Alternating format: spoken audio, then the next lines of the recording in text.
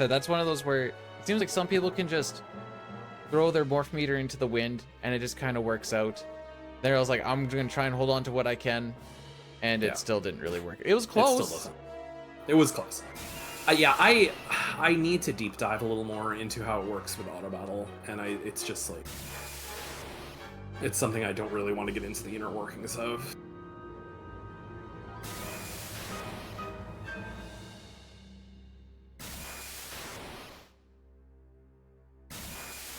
Oh yeah, the Wonder Shot thing, I guess, is also me, because I'll be doing CT SNES all endings tomorrow. We have we have 10 possible Lavos fights that we can do it on. That's a lot of Lavos. Yeah. So we need to save Shadow, because if we don't save Shadow, we don't get all of the characters. Yep. As much as I hate waiting for Shadow, we're gonna wait for it's really slow in this version, because if you're sitting inside a menu, the timer doesn't go down. Transitions between battles, the timer doesn't go down. So you really just want to just sit there.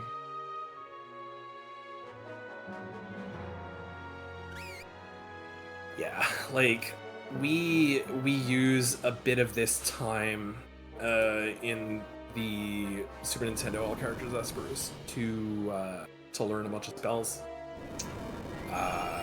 We don't need half those spells in this version, so we'll just pick up a couple that we do need, and then we just kind of go sitting. And the less menuing, the better. The less battle transitions, the better.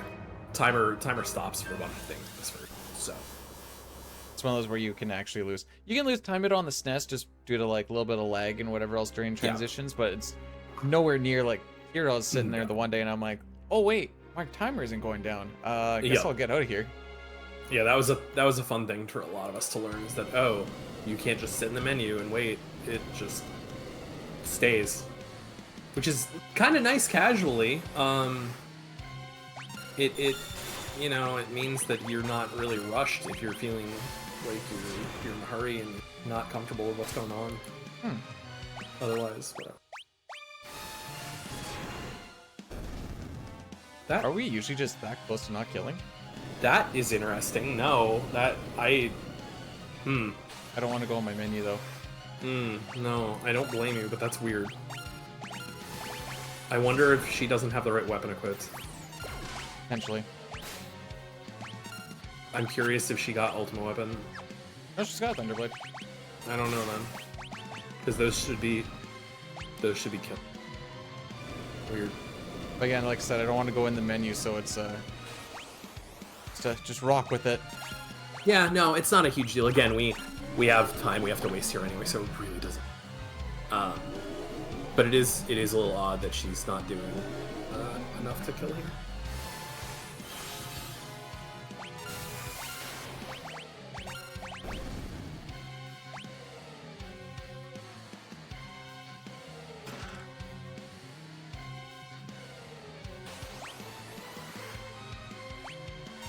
Maybe I'll go with the Thunder. I feel like I need to check. Okay. I don't know how much HP these things actually have, but they've got to have like 3,000. They do have 3,000. Oh, there you go.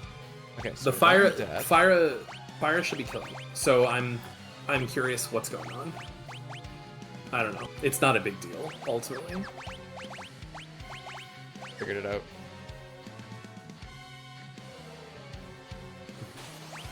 He had a bandana. Ah, that is exactly why. Oh, now we're doing damage. Yeah, there we go. All right, cool. Beautiful. Oh, is that did you get that bandana as like a random drop? From it might have been on like lock or something. What's his face? Yeah, I was wondering if you got it like from Dataluma or something. I don't know. It's stupid and useless, so. Alright, so we have to wait. The important thing is that we need to get bio on all three of our characters that we have right now. Celis has everything else she needs already. Edgar has what he needs. Yep. You need Bio Break Death on Edgar. You need Bio Break and all 3 level 2 spells on Celis, and you need Bio on Terra. And once you have those, you can. We're not getting experience either, so it's literally just for the magic points. It's just for. Let's see. Should be one more fight. Maybe 2. Wow, that's all we care about? Yep, that's it. Perfect. Now we wait. So we have to talk twice there. We have to do gotta wait for Shadow, because if you don't bring up that prompt, he won't. Apparently, at least in SNES, Stein was saying you just need to hit the prompt once. Yeah, I think it's different in this one. That would make sense because the ship comes in and then they have their own stuff going on in this version. Yeah. PR is funky. But yeah, we just have to sit here because going into battle slows us down. Going into the menu slows us down, so that's why I was kind of like checking to see if I had stuff while we were in battle. It slows me down on the auto battle, which doesn't really matter. And the timer's gonna tick. Timer gonna do what timer do. Timer does not go down any faster despite you using auto battle. Yeah.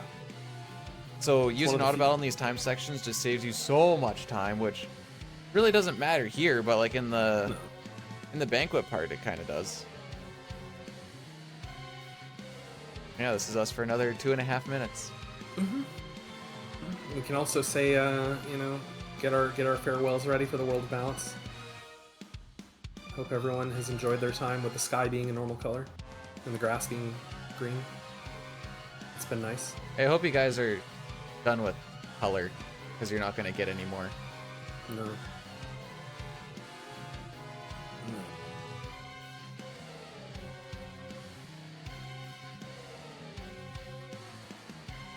People on the ship are just sitting there like, what are you guys doing? Don't worry. We'll get there when we get there. We're just chilling. I will say Shadow is taking his sweet time though. Like, he really is. Like, dude, what are you doing over there? Like, you already moved all the statues around. You already ruined everything. Just get over here. I still stand by that Shadow's the reason why the world goes to crap. They said not to move it, and what does he do? He just goes, whoa! It's either his fault or Locke's. It might be Locke's fault. The only way you could casually ever know this is when you go to the prompt here a second time. It says gotta wait for Shadow. You get boom, gotta wait for Shadow. That is your prompt, and then you just have to have the cojones to sit there and let it happen. Yeah, there's not really much way to know otherwise. Honestly, it's one of those things that I think for a lot of us in way back when, it was kind of an Easter egg of, oh, you didn't just have to leave, like you could actually save him. So now you do get like all the way up to almost the top part of this little U-shape, upside down U-shape, where it still activates. But for the most part, you just want to be as close as possible, just safety's sake. Yeah.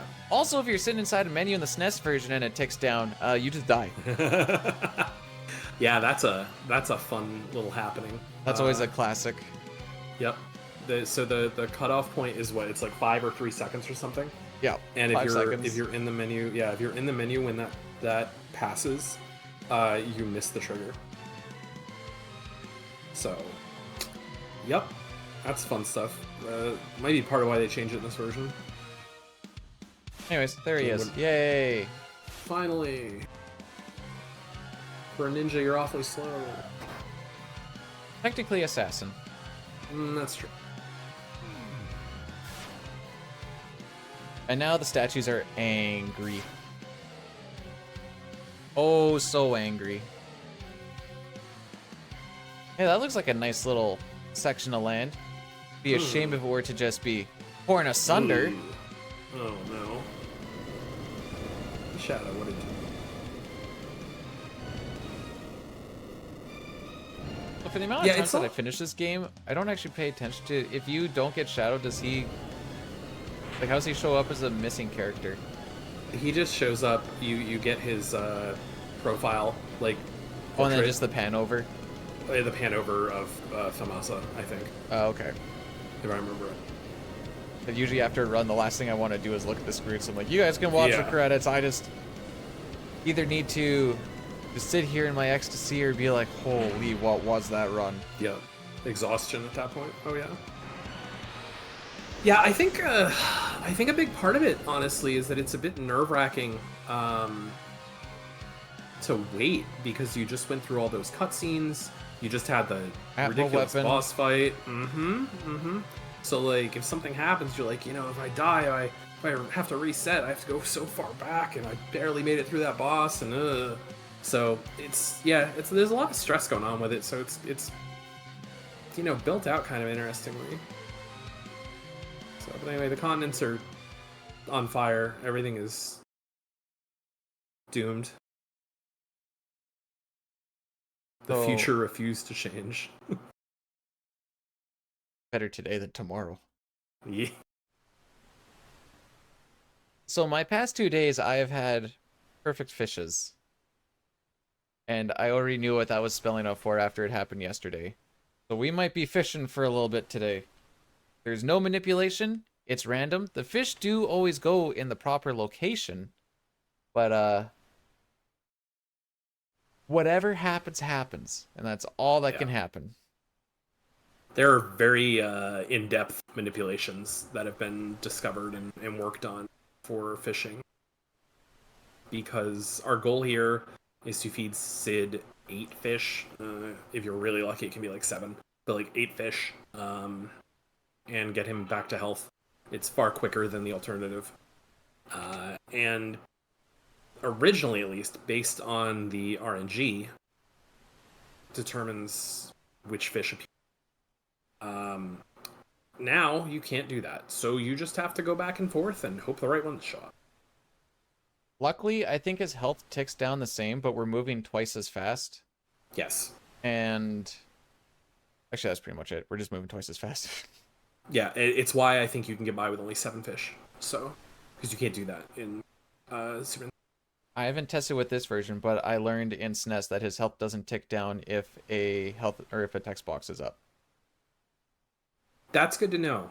Actually, that's kind of. I needed to find out the one day, so I went and talked to him. I hit the turbo button and just let that sucker go for like 5 minutes, going at like whatever, 500-600% speed.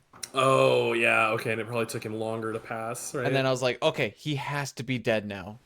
Nope, not. All right, cool. Now I know. Yeah.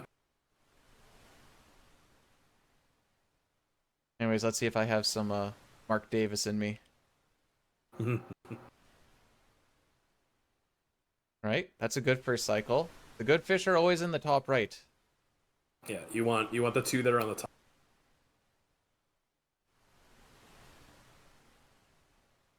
Sid's still wearing. What was he supposed to change before the end of the world? Hang on, Kefka. I need to put on my good clothes before you destroy it. Sid is a character, so you have to make sure he doesn't die or the run's invalid. That's a fair point. He is indeed a character. Oh my goodness. Is he a party member? No. He is a character. Wow. You are, you might be Mark Davis again today. I did help Talio get a 1-minute PB yesterday. That's true. That's true. And that one fish, that's the good one, and that's should be it. This should be essentially a quote-unquote perfect fish. Yep. Yay! That's beautiful. That is incredible. Honestly. 3 times in a row. Holy. Yeah. So that's the best RNG. That is the dream right there. That's a really, really good out. So, for anyone who wants a phenomenal fishing speed run, go check out Mark Davis, the fishing master for Super Nintendo. Another perfect fish 16. Sid doesn't want to come off this island though. He's happy where he is. He's just chilling. Him and Wilson are gonna have fun. Another perfect fish. That's really good though. Like, you can lose ample amounts of time there if you just get unlucky, and you have no control. See, he thinks that that's the island of the good fish. He just ate them all. There's no more good fish. He doesn't know this though, but he'll find out.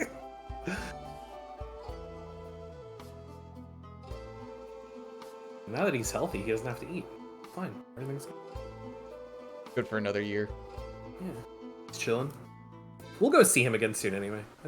I'm sure he'll be well. You know how long she stays face down there. It's a lot of time in this game. It feels a lot worse. In this Holy. A good walk. That's a very good walk. Yep. If you get really lucky, you can get almost all the way to the end. And you got, preempt too, so you can just run. No matter what these fights are, unless you're getting pincered, you're almost always just running from them. Partially to save smoke bombs, and partially because it tends to be faster. Again, running with one character is significantly quicker than it is with anything else, so. This is the longest chocobo walk, and you guys are going to listen to this song from front to back.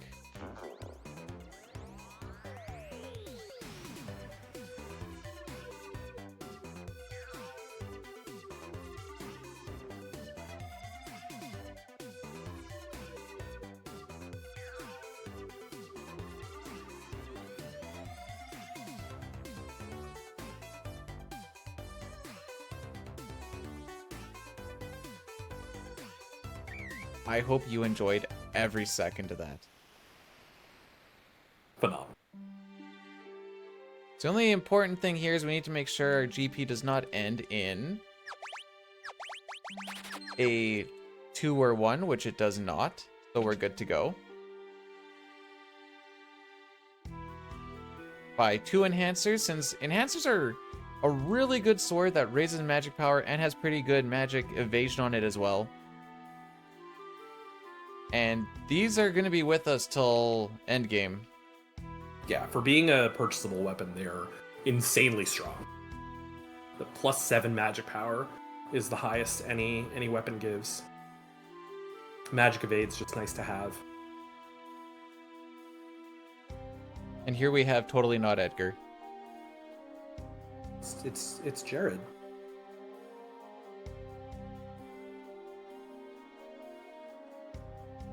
Jared and his like a lonely slow band of fellow. thieves. Follow the vagabonds. I like how the guy who's rocking this boat trip back and forth between Nikia and South Figaro is he's managed to keep his job over this whole time. Mm-hmm. Probably one of the only ones. He doesn't seem too phased. Like, he's just like, yeah, all right. I guess the route changed a bit. We're still doing it. I guess the Cool. Chocobo people are the same too. I mean, there's that one guy that's like, I haven't had business in like a year. It's like, why are you still doing this? The Chocobo guy is so happy to see us. It's kind of endearing, honestly. The sailors just don't really care. It's like, okay. The bills don't stop for a cataclysm. It's true. That's true. Someone's got to pay them. So I only learned this because of this version, but there's an elixir there. Yeah. It's very quick to They're, pick up in this version. Yep. There's a few nice little consumables if you don't grab them in the world balance. There's that. You can get a tent. You can get a couple other things I think that are pretty nice. The elixir is really good because it's close, and they're always useful.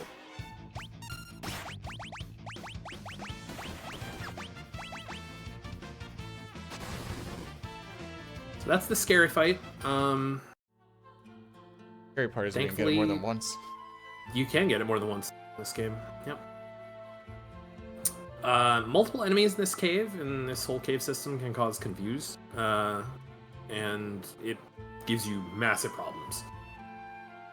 They were like, hey, let's have you have one character in your party, and then be like, ah, yes, now you can't control it. Have fun. Mm-hmm. The tentacle monster thing can cast Fyra, and the other enemies can and depending on ATB, you can very quickly take it. There's an example of where we just stared at each other lovingly for a little while. Yep. just stare at you. They don't do anything. They're just chilling. It still throws me off. That's PR ATB. That screen doesn't pan over at the end, and it still throws me off. It's very weird. Yeah. Jared is checking on this this fellow from the castle. I wonder why. He's just a nice dude. Real nice guy. Real stand-up guy. We're coming up to a bit of a Monka fight. This is another fight that is notorious in casual playthroughs, because there are certain things you can do to make it a lot easier on your that you would not know necessarily. Do the quick menuing here, get the gear in order, and those Hermes sandals are going to be the most important thing. They prevent a lot of the big problems. The safe fight would be like Hermes sandals reflect ring, but then we miss out on some damage. I don't want to miss out on damage. It takes a bit longer, which is not really the goal of the speedrun. So cool. So we'll do that death that we needed Edgar to pick up is coming into play right now because the bottom left tentacle is weak to it. I got him distracted. Vulnerable. Yeah, seriously. Actually intentional.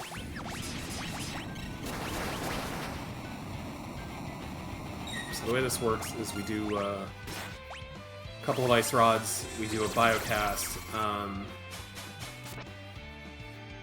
the tentacles, the rest of the tentacles are all vulnerable to it. Oddly enough, kind of seems like it's because they cast it on you, but they are. So we do another biocast, and then from here they just you can probably do like Blizzard. That guy wouldn't be living if it wasn't for sapping all of Edgar's HP. That's the unfortunate part, is that sometimes but you know, it's fine. There you go. And the again, with auto battle running, the damage ticks go really fast, and in this fight they add up really quick. There's only one of them that isn't susceptible to the poison. It was the one that grabbed Edgar, unfortunately. I only know that from no sketch because we just sit there and watch him die. Yeah. Well, the old no sketch. Yeah, the old no sketch Super Nintendo fight of tentacles is it's a war of attrition. You have Salus at like level 12, and you have to sit and like keep your HP topped up at all times and wait for them all to tick out to poison. It's a mess. The new route, you just use Joker Doom. Why have only 2 people in the party? We can have Setzer before you get Setzer. You just bring 4 people to tentacles. Gao can sit there and look pretty. Everyone just sits there and looks pretty other than the echo screen thrower. Right. Yeah, exactly.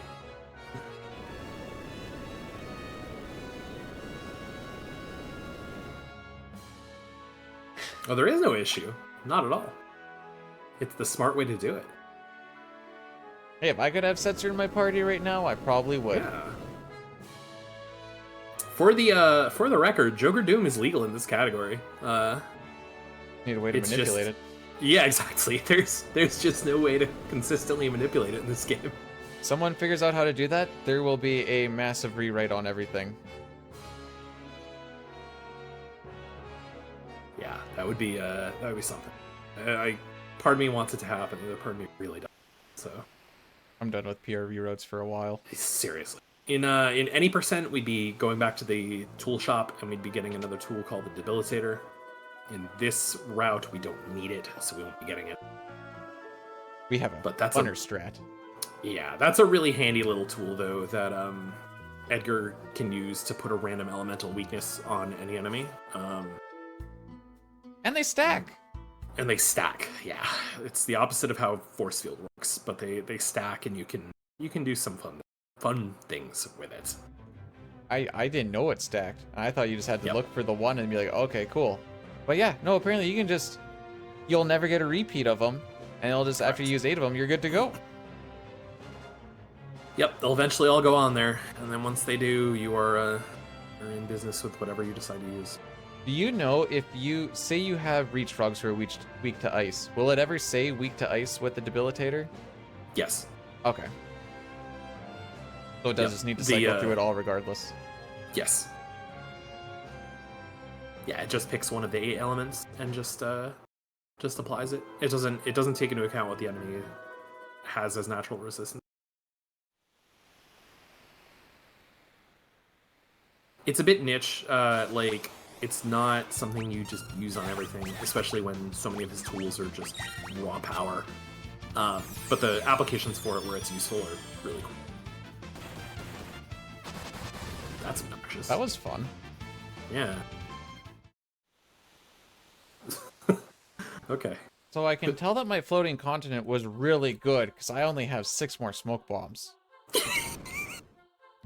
How many dragons did you have to run from? Like 4? I was gonna say 3 at least. Yeah, that was not great. Floating continent was unfortunately a bit bad luck. I'm just grateful that Ultima weapon wasn't bad. Yeah, I'm just always sad because I never get to see the dragons in my SNES runs. With those, you're just like, oh, throw a rod on it, you're good to go. You want them there, yeah, it's great. Here you don't. So, minor little thing that we do here. The southeast room of the first floor has a chest in it that we tend to skip. In this route, we will not skip it. Genji helmet. It is a nice little boost to magic defense that will help out for a couple of fights. It's not massive, but it's useful.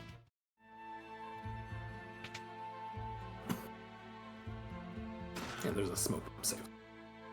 Yeah, I'm kind of hoping for a preempt on a 2 encounters. Like, yeah, I should have everybody run away. Someone might not, but whatever. Yeah. If I get a 1 enemy encounter, I'm like, I'm probably just gonna run. Yep. I think that's a good way to do it. Now that was my plan yesterday, and they kept giving me the 3s. All right, fair enough. What are you gonna do? So that is a extremely important accessory, that growth egg that we just grabbed out of the basement. It's gonna make our leveling coming up here much more. Good. My brain shut off for a second. I'm like, gee, I sure hope I hit that button. Muscle memory took over. Yeah. Yay, muscle memory.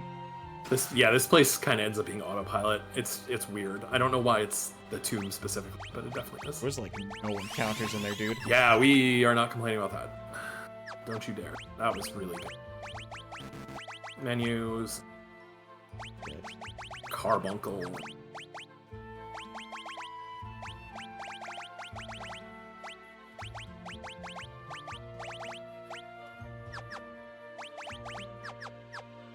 This fight should be relatively safe, but... Yeah. But I trust nothing.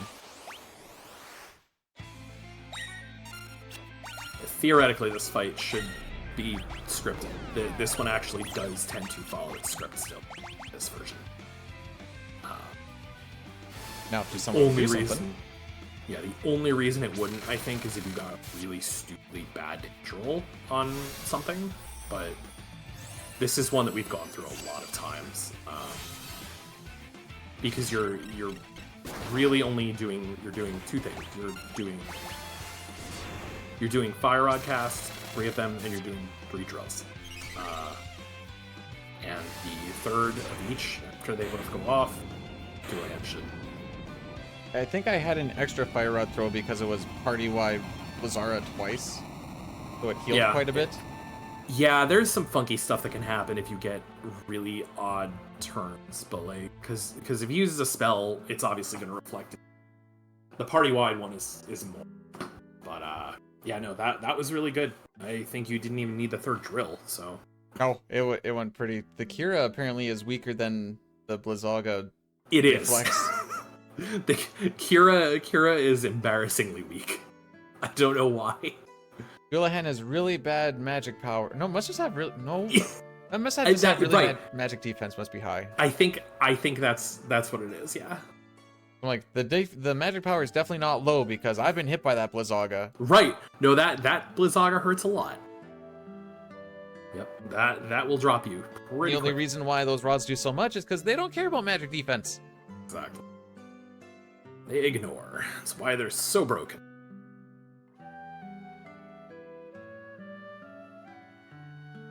So we got another airship. Yay. Also at the expense only of airship in the Setzer. world. Setzer has pretty much done his usefulness. Yeah, we're not gonna see him too much more from here. He's gonna stay alive for a few fights coming up here to get a couple levels to help out our level averaging. And after that, that's the end of him for this run. So it's not like any percent where he has a role later on. Like, he just gets to sit back and chill on the airship for most of the rest of the game. So the level averaging is basically whatever your average level is of your party. When you pick someone up, that's the level that they're going to join at. There is one outlier in Gao. In the PR version, I think he just comes in at the level that he left at. I think. Yeah. So Gao does not get re-averaged after World of Balance in this version. What happens is that the game takes everyone's levels into account at the end of the World of Balance and does the averaging. And whatever that number comes back is what Celis comes back. And it affects every character going forward. For whatever reason, in Pixel Remaster, Gao is not impacted by that re-averaging. So when you get him back, he will be the level that you left him in World of Balance. Like which 12. Is awful. It's really bad, because it means if you didn't use him at all, you basically can't use him. Hey, guess you didn't use him at all. Yeah. So we wanted to potentially try to get him involved in this run a little bit more than he was before, but it's just really, really hard. Yeah, the characters that kind of just go rage monsters really don't matter as much here because ATB waiting isn't really much of a thing anymore. Yeah. So, and go for it. It's just, yeah, his rage list isn't good by default. Like, and you don't want to go and find the encounter and then go and find the encounter on the Veld and then have him run. It's just such a waste of time. Forever. If you're doing plat percent, you can do that. But, like, I don't know who wants to suffer with that. He needs to be able to save like 10 minutes for it to be worth it. Yeah. Yeah. So, like, it's not like there's even really a chance to use stray cat shenanigans. It'd be fun, but fixed dice and offering is so good, honestly. Like, it doesn't have much of a place in the speedruns, but it's really, really. Well, apparently dice in this version would be better than fixed dice. Well, dice are good. Basically, what you do is you use Genji Glove and you use fixed dice and dice. Dice are just good because you can get them early. Oh, I think like the dice actually end up doing more damage now than on average than the fixed dice. Oh, that's interesting. I'll have to look into I don't that. remember the exact reasoning, but that was the thing I remember. I think Saban or LCC was looking at. There's a multiplier, I think, that didn't impact normal dice in the original, and it impacts it here.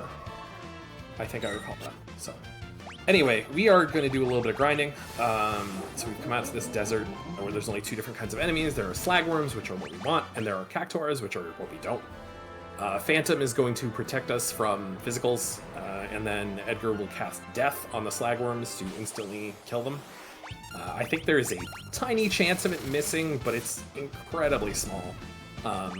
And even if it does miss, it typically won't be a problem.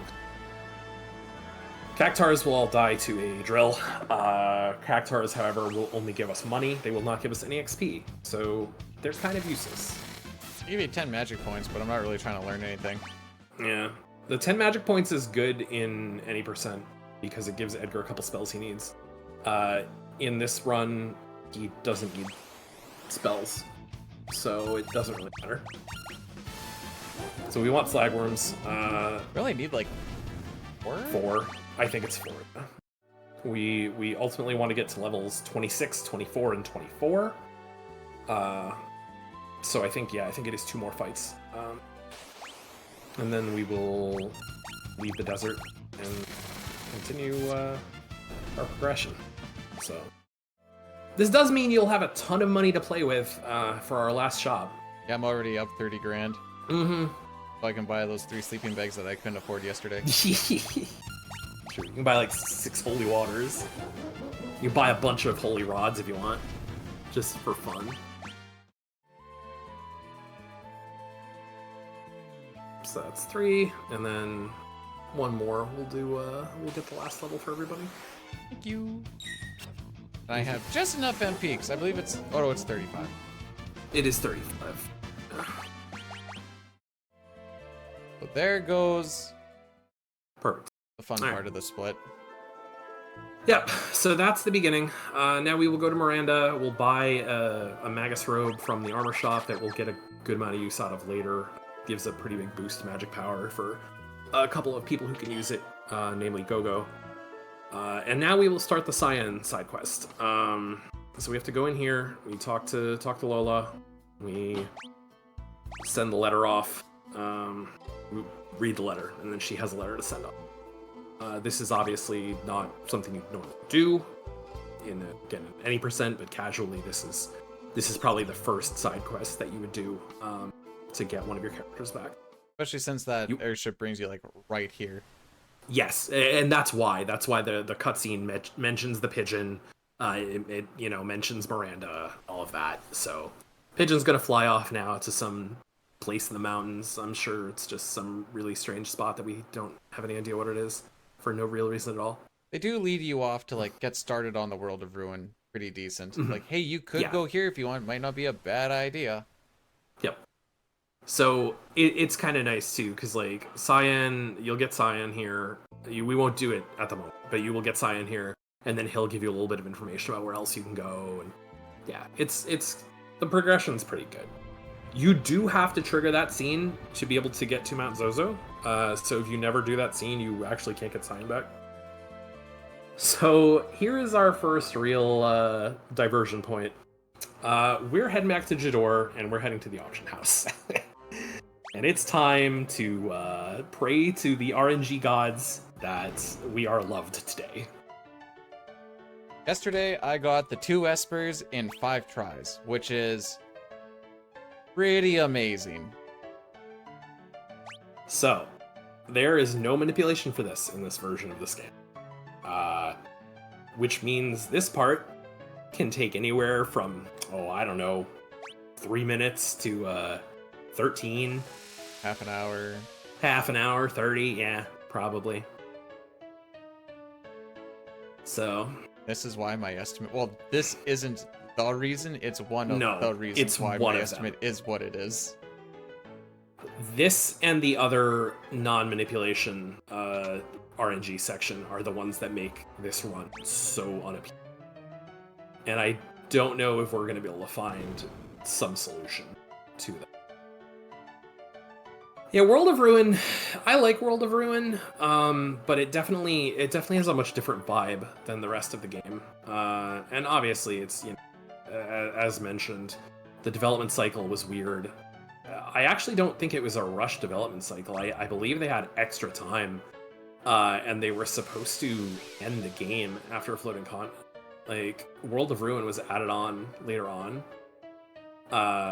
just as additional content, because they had time to add more. So the best part about the Imp and the airship is they take the longest to get through. Mm-hmm. They waste a lot of time. Like, at least with this one, like, I don't care about the cloak, but at least I can say no one. Mm-hmm. So for actual PB attempts, this is where it runs 4 hours in. Fantastic. This is why, even though I have a bad opening to the game, all things considered, the 2 things that are super random are going to be the reason why. Oh, awesome. Sweet. Or why I think it'll still be tough to beat.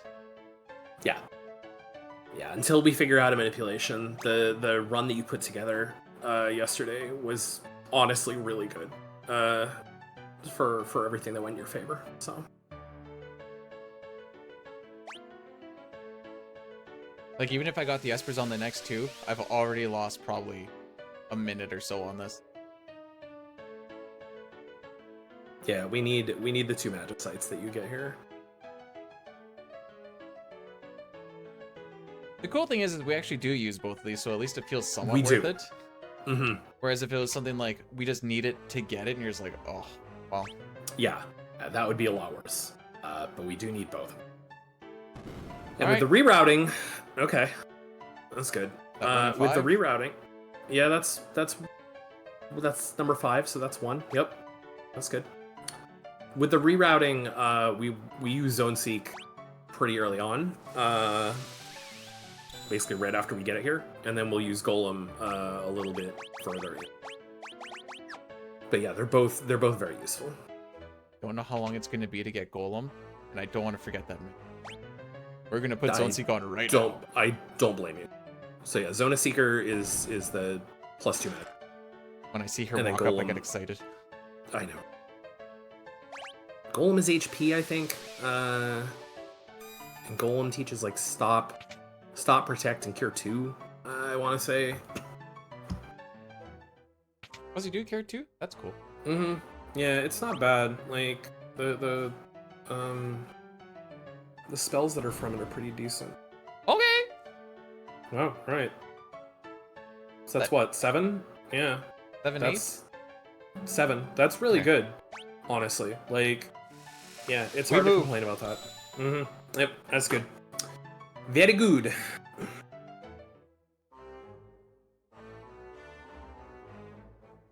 Yeah, that's the same that you got in your run 2 days ago. Like, no, that's really good. So now we go and we finish out our grind. Now that we have Zona Seeker.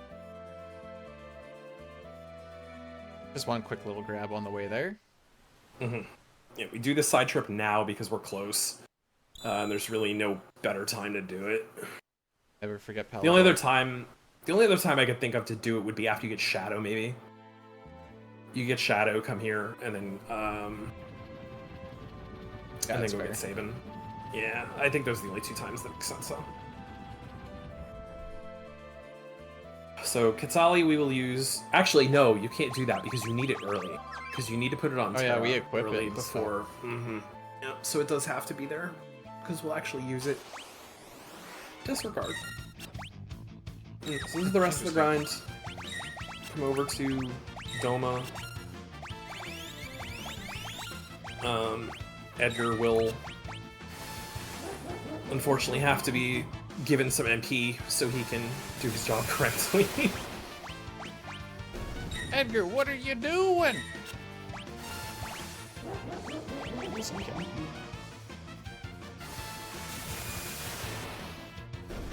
I think that just barely killed.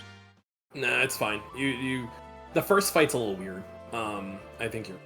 Yeah, it turns out with the tumbleweeds it's 3 Fyras, which is actually ideal. It is 3 but I Fyras, didn't. yeah. I thought it was going to be 2, so I kind of played around with that, and then I'm like, oh, Yeah. I just rolled everything through. Okay. Kind of like it better when you get tumbleweeds first, but now I think these just die from the Thunder Rod. Almost. Still a little weak. Ah, they still don't. Okay, yeah. You know what? I think they do if you get the tumbleweeds first. I think that's what it is because you get another one. So yeah, we're Anyway, going up to yes. level 42. Blizzaga. It's Got it. the damage increase between Blizzara and Blizzaga is quite massive. And since we're going to need some magic power boosts anyways, which now we're getting 2 magic powers per level up.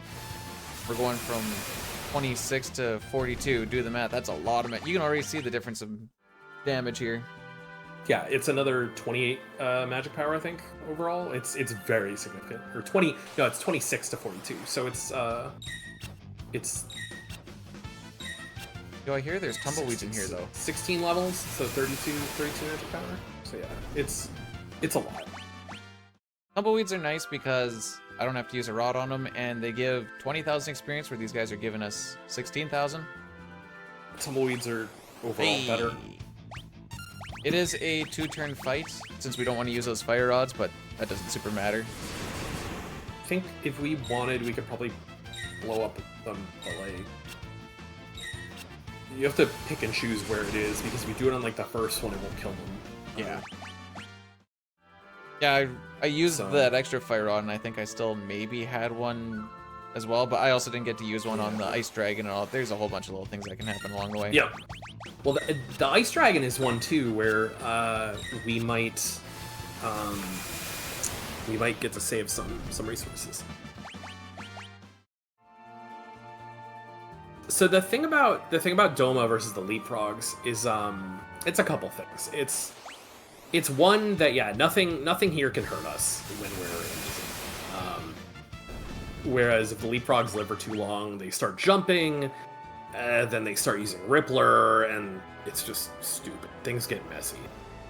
Two is that the Leapfrogs themselves don't actually give that much XP. The fights here give more, and especially the tumbleweeds. And really only in the Miranda Forest we want the Mantodeas, the big like mantis things, and they're not super common. So ultimately this is just better use of our resources. And also, yeah, underneath Meadoween, we don't really have the power to kill them properly. Yeah. So, like, probably now. That's the other thing, is that because our magic power is not as high as it would have been, it just makes things easier. Then you have that's to deal one of with the the nice jumps and the Ripplers, and it's a whole thing. It's one of the nice things about, in older versions, the rods doing fixed damage, because you know when they're going to kill things. And here, if they roll wrong, you're going to have one enemy live, and then you're going to be miserable. So, should just be one more fight. Honestly, not bad. All things considered, yeah, I will definitely fight. I did lose 2 minutes off of yesterday. I mean, it's kind of inevitable. You got unlucky with Cactuar, three Cactuars that you didn't get, and you got auction house stuff that you didn't get last time. But like, yeah, even still, I don't think that's that bad. No, that was still a good one. It's just to show how stupid that actually was. Oh yesterday. No, your split yesterday was ludicrous, and I don't know when you'll. Yeah, I don't know when you'll beat that. I mean, that was silly. Zero Cactuar. For a while. I don't know, man. Zero Cactuar and. Yeah, this might be the end of this rap for a little while. And you ended up with 1 MP. I didn't even notice that. That's fantastic. Yeah, I was calculating. I'm like, oh, it's a good thing that Fyra's only it's 20. Yep. It's very impressive, actually. The only issue with that would be now I'm forced to have a double inhale. Yeah, you are. But because Celeste has been getting sucked up first anyway, so. Actually, now that I think about it, do you need do you get a heal for Funbaba? Or will you have to I know I got a menu before Funbaba. Yeah, I was gonna say, will you have to elixir for that anyway? I'll be able to check when I'm doing the go stuff. Ooh, don't forget, don't forget. Oh, Mog. Yes, rename. Good call. I was just about to start mashing. Ooh. Frost. Fantastic. Good on you. Alright, we still have 2 characters left to name. Go-Go and our Yeti friend. Now we're picking these up. Elixir, guard bracelet, good stuff.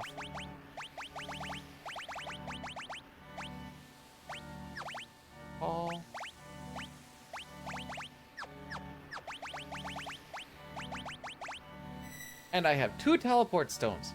Yay. Fantastic.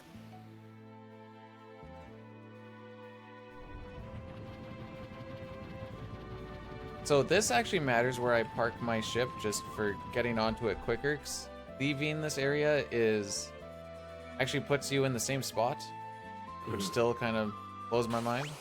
Yeah, it's weird. So definitely try to park in the middle when you come over here. There we go. Oh wow, okay, cool. Yeah, you can get unlucky in this fight because he can just use gravity. Waste time. But that's pretty perfect. Very good. Ooh, I thought I was gonna be able to sneak it with the extra jump in there. Ah. She started. That's the weirdest part. Got. I know. I don't like the green dudes in this game. So yeah, we actually don't get the red jacket. There's really no one it would be useful for anyway. These guys move a whole lot slower, and their hit detection's a lot worse, which is why I basically went for it on that first one. Yeah, they're a bit funky in this game. Once you play around with them enough, you can figure out where you're safe. Oh no, I'm gonna get crushed. Oh no, oh no. Never mind. Oh, it does. Okay. Now I know.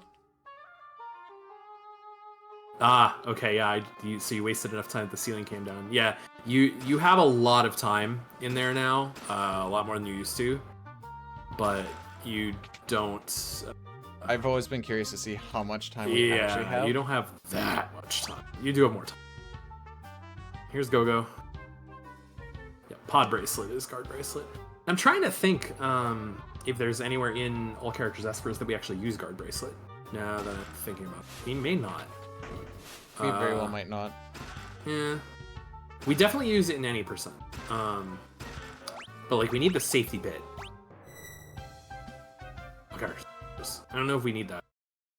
If we need to get the guard right. Anyway. Alright, so we're out of here. I definitely used it in a couple of fights when my stuff was all messed up though. So that was nice. I can definitely see that. That's not a bad call. You remembered you have to talk to Go-Go. Nice. Alright, so this is our first major change between Super Nintendo All Characters Espers and Pixel Remaster. Well, maybe not first, but this is one of the major changes. We go to Mobliz to get Terra with 2 characters. In Super Nintendo, we would typically take 4, and you would be able to manipulate who gets kicked out of your party during the Funbaba fight. That is not an option for us to exploit in this version. So, by having only 2 characters in the party, Funbaba's Baba Breath will not knock anybody out of the party. Game forces you to have 2 people remaining in your party, so it will just miss on both of them, and the 2 characters we bring will stay in the party. So, we just bring the 2 that we want, and we just rock with these 2. We used to use Palador Strats and they go in the air, and apparently people can get blown out of the air too. Yep. It was wild. So yeah, so you used to use Quetzali because it causes all your party to jump. Sabin would land first, hit with Bum Rush, and then get knocked out of the party. Now, what happens is people land in whatever order they feel like, and Funbaba's or Humbaba's Baba Breath can hit people that are still jumping. And it is really, really awkward. Oh yeah, if anyone likes Duncan, I'm sorry. We are not going to be seeing Duncan. Yeah, we actually are not getting Bum Rush in this route. So any sort of side content that does not get us a character or an Esper, we're pretty much not doing. That includes Bum Rush, it includes Magi Master. Magi Master, it includes getting Grand Train at like Haidun's Rock, or Ebot's Rock, or Haidun versus Ebot's Rock. It includes a couple other things that it includes, but those are the big ones. So it includes offering Master Scroll. We won't be getting that. We will be killing all the dragons. All bosses fight or run. You could probably do that. Yeah. All bosses, I think, is a route that people have talked about, because it definitely adds a few extra things that you would not normally have to do in this run. Just be more tier 2 spell spamming. Yeah, it really would.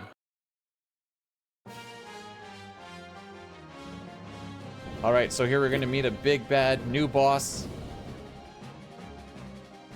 Some gives old a little bit Albrook warned us about him. I don't know why she's like, oh yeah, this is who this guy is. Alright, so I'm gonna click on Pandar. Somehow. I died! I think you missed. Okay, well... Okay. Now our friends come in to save the day.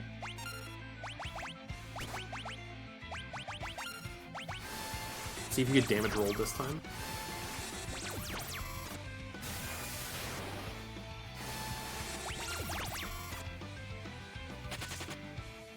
Oh, you still did. It's unfortunate. Alright. So if you high roll that first bio, if you high roll the first bio, the second bio just causes them to flee. It's random though, and there's not really any other way around it. So Fine. It's completely inconsequential. Okay, we got Fenrir Magicite. That's one that we'll use a little bit coming up here, and then it has a use at the end of the game. But it's going to sit on the sideline for a little bit. Leaving this town, coming back in, sets the trigger so you can just continue on with this. So, fun fact, in SNES, you did not have to leave. You could basically go to a tile at the end of the screen where you came in, and then just walk back to the house. Now I have to deal with 2 screen transitions and extra step. So much. It's just... They copied the monster from FF14. It's true. It's true, they absolutely did. That's not the first time they've done it either. Nah, it won't be the last. So Fumbaba is weak to bio, so that's what we're gonna do. Yeah. You may have gathered that from the first fight. The fact that it did 7,800.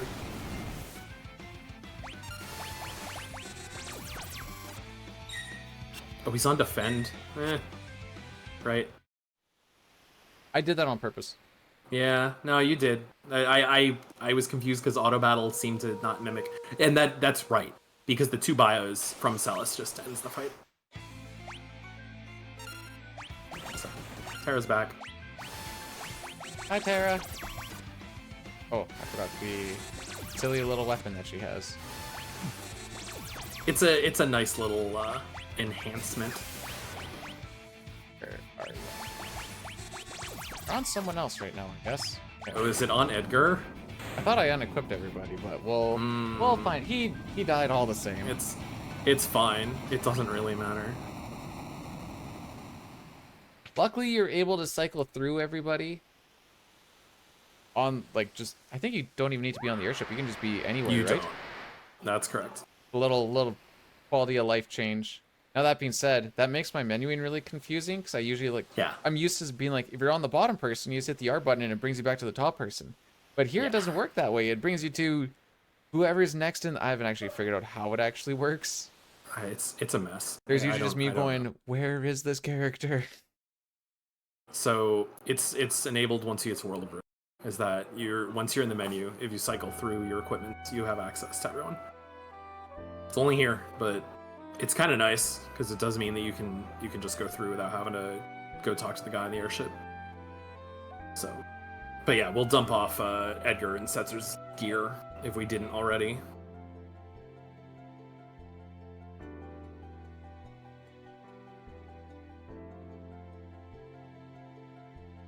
And the next thing we're going to be doing here is grabbing our boy Gao, because he's just across the pond.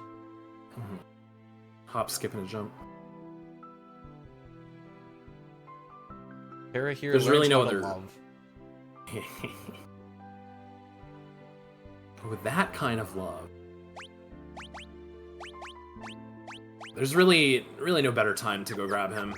We won't be around here any other time with an empty spot in the party. Very confident I bought 2, but... Did you not buy 2? You may not buy 2. It's fine. You have the money, you can buy it now. Yeah, I'll go swing by and grab it up. You just buy it after you get Gao. So yeah, I wasn't sure. I kind of had to double check. I thought you did, but your money might have been low.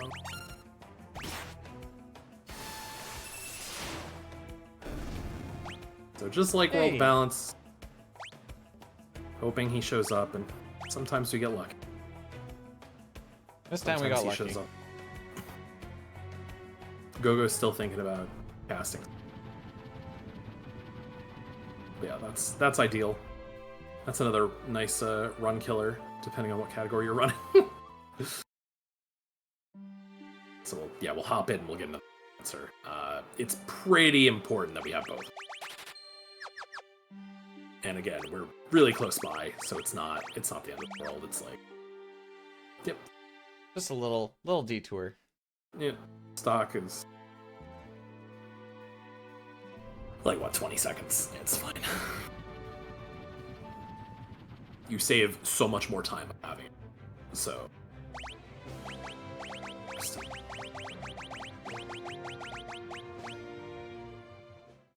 Alright, so our adventure will continue. We'll go back now, and we'll go collect Cyan from Mount Zozo. We'll do a little menuing once we get there. Don't have to do it now. Because we have stop myself. Kind of a nasty boss coming up. It's dragons coming up, that's right. And the dragon here, I always found really interesting because, like, this is typically the first place that the game wants you to go after you get the airship. And the dragon here is probably the nastiest one, personally. Yeah, he can go pretty crazy. Yeah, this guy hurts a ton. Arrow, Wind Slash, some other, I think like Thundara, some other stuff. I don't remember. It's bad.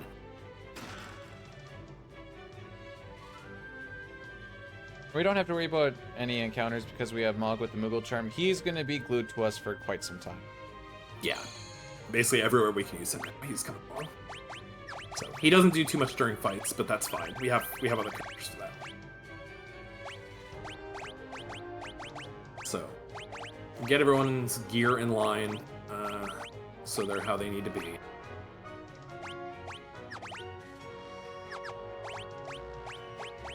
There's that menu rearing its ugly head. Fun like that.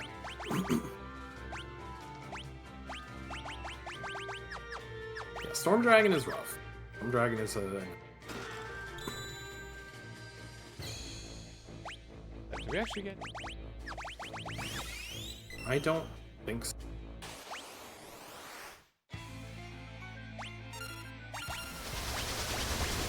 This is one of the things that kind of really hurts. Yeah, this thing's nuts.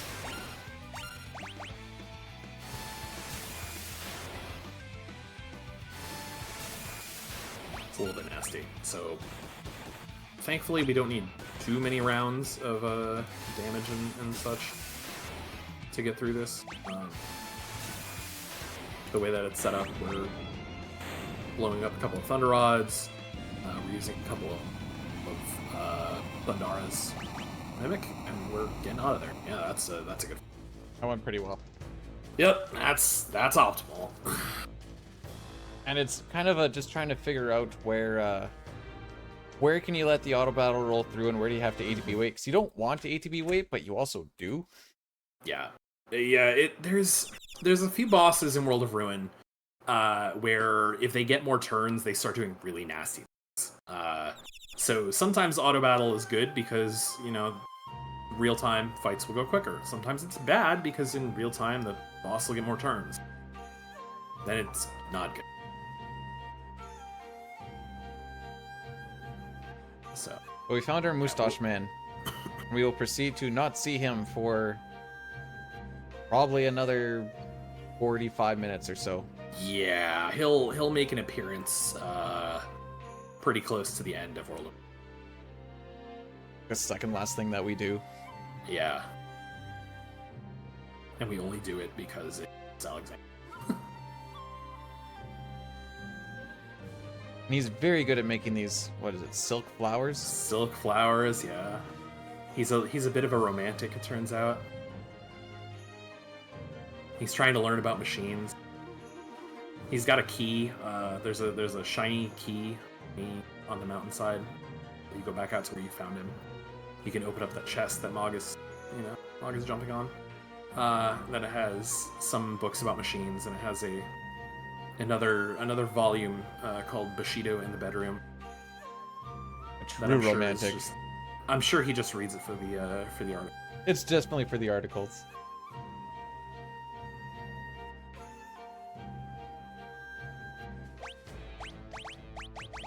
He's had a rough go. I understand.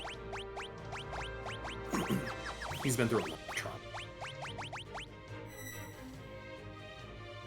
We got a Force Armor from Storm Dragon. That's a super useful piece of armor that raises our magic defense by quite a bit, raises our magic evasion by quite a bit, and gives us some resistance to elements. Yeah, it's very, very good. So typically in SNES, this is the where you want to go and grab Golem, but we already have that, so we can just kind of rip on through. Now you are forced to read this book before you can actually hit that switch. Which means you have to go up the stairs. Oh yeah. Yeah, you've only got to read it once. If you sit there, you can read the book like 4 or 5 times. Where did you go before? Yeah, that's awkward. Okay, cool. That's a... Okay, I mean, that's... Sure. Whatever, at the end of the day, I just... So that's an auto battle Thunder Rod. Yeah, that's a broken rod. We have a ton of them, so it's not a huge deal. Yeah, it wasn't so much is... what she did as much as how she got her turn in. I guess the cast time was just enough. Wow, typically doesn't take long to cast. Nah, it's weird like that. That's a little auto battle thing that you kind of want to avoid. It's tough to sometimes. I'll do that then. Everybody goes on defend. No fun for you. No, nobody gets to have a good time for that one fight, and then we're gonna have to break a rod again in the next one. Oh, Wowzer's a big boy now. He's chilling on his like beanbag sofa chair. I don't know. Oh, typically that's not supposed to happen if you... Oh, you got the same... Man, that's the same thing that happened last time. No, and this is another scripting thing where she just does something first. Like, it doesn't matter.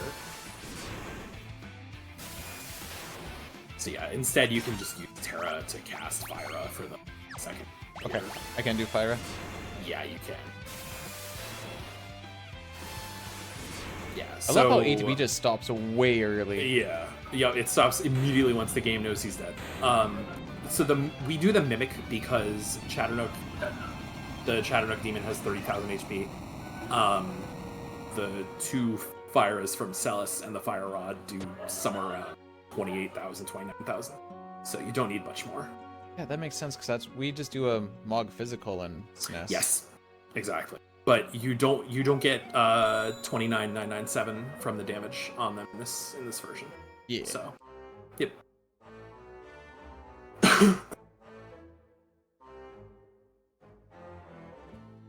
I do this now before I forget. We're in your thing right now. We'll just pop on a silly little spell. Oh yeah. This is why we need to get whatever. Quetzali, yeah. The Magicite formerly known as Palador. And we're coming up to what I think is my favorite. It's pretty good.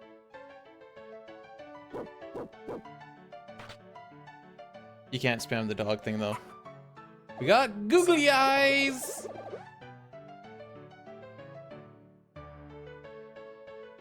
Now I'll do this. The guy up there is probably just getting sick of me. Yeah, probably. He's chill.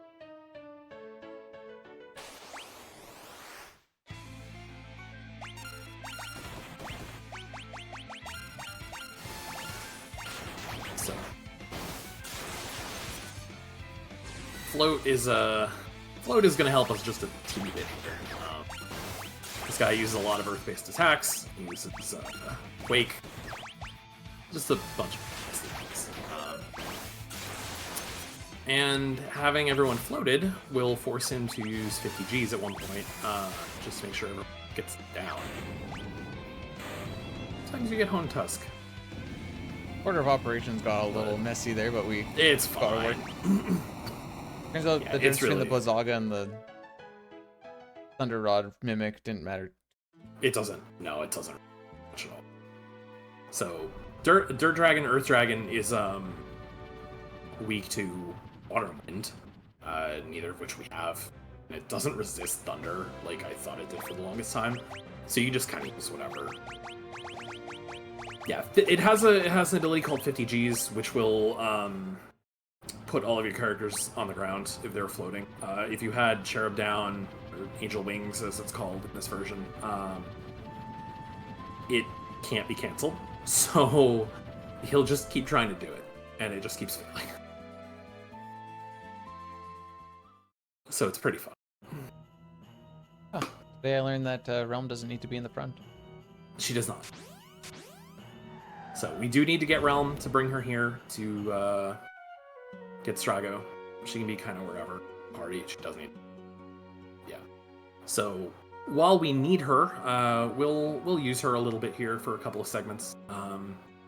There's a couple things we need to get here that are going to be useful later. The most important thing is that there's a dragon about halfway up. So we do have to kill the dragon. And then while we're killing the dragon, we'll grab a...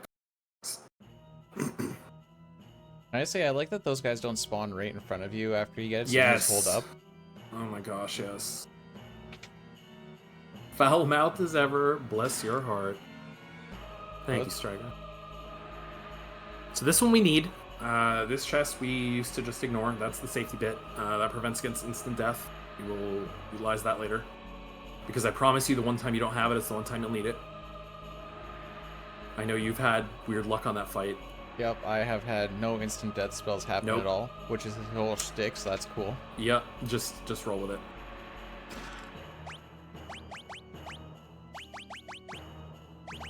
That's it. Our dragon, Kagenui, which is a weapon for Shadow. Very, very strong. It used to be called the Stunner. I think it's his best weapon. We won't equip it on him, but we will throw it. Here. So this is where the air anchor is from. That's called any percent. Or sorry, SNES. Oh, okay.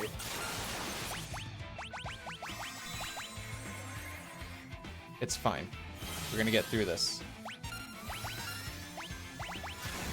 Normally we put Siren on there, or he'll have mute or whatever.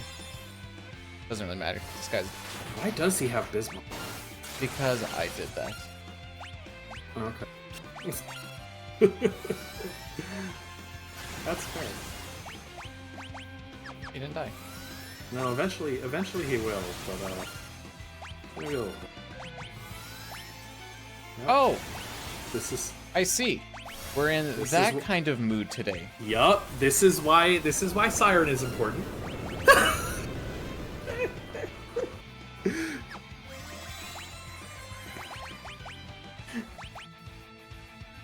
Oh, goodness.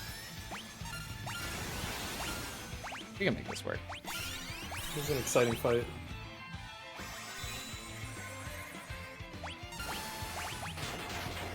I overkill because I'm mad.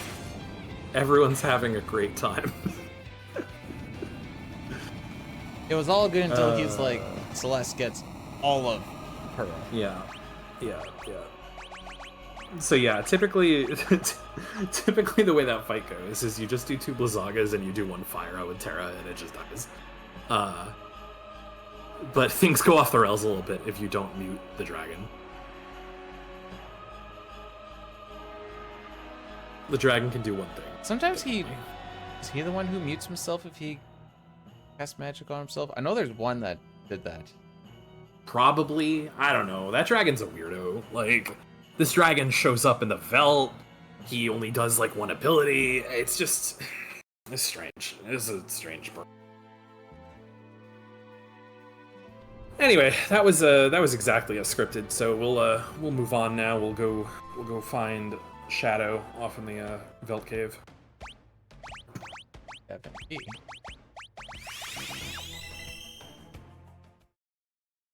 Basically, if you want to get up for the fiber cast. If you want to get the chest, that's next to the guys in the big room.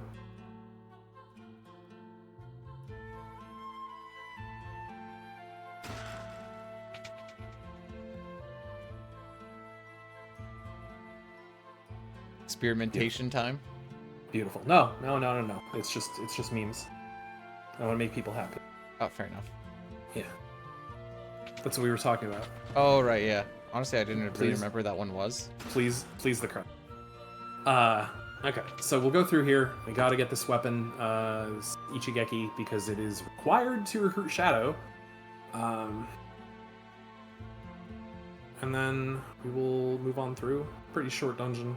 Do we get MP for this fight? I think so. One of those things I never really pay attention to. I don't either. I think so. Big beastie.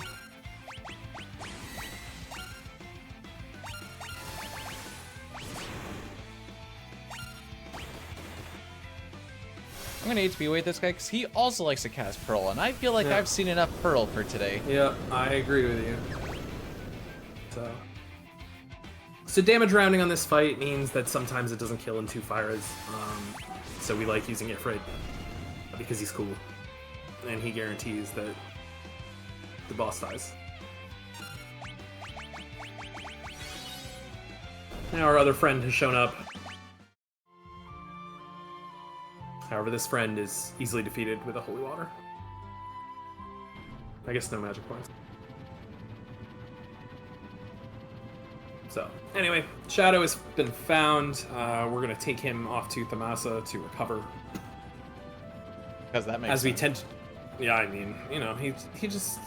It seems like the place to take him. Why not?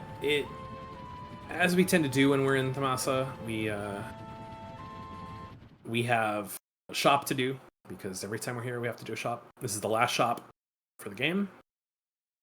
We will be keeping a lot more things than we usually do, because we have a lot of money, so we don't need that much stuff. Yeah, basically just get rid of the stuff that's going to be in my way. Yeah, you'll sell a handful of things. You'll sell a gravity rod, you'll sell crystal helm and a crystal mail, and you'll sell like a white dress, and that's pretty much it.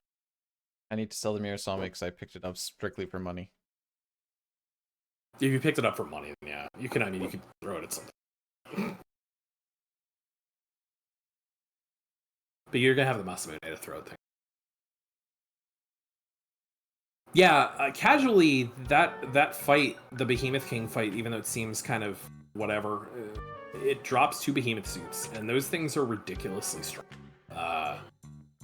You can bet them at the Coliseum for a snow muffler, but they're absurdly good just on their own. So...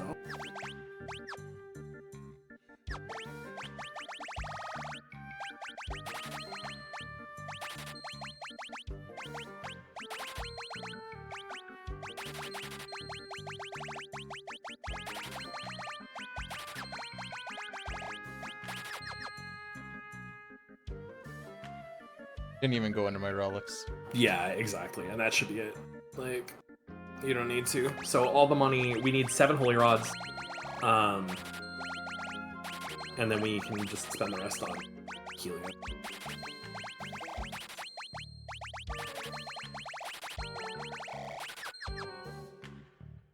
Way more than enough.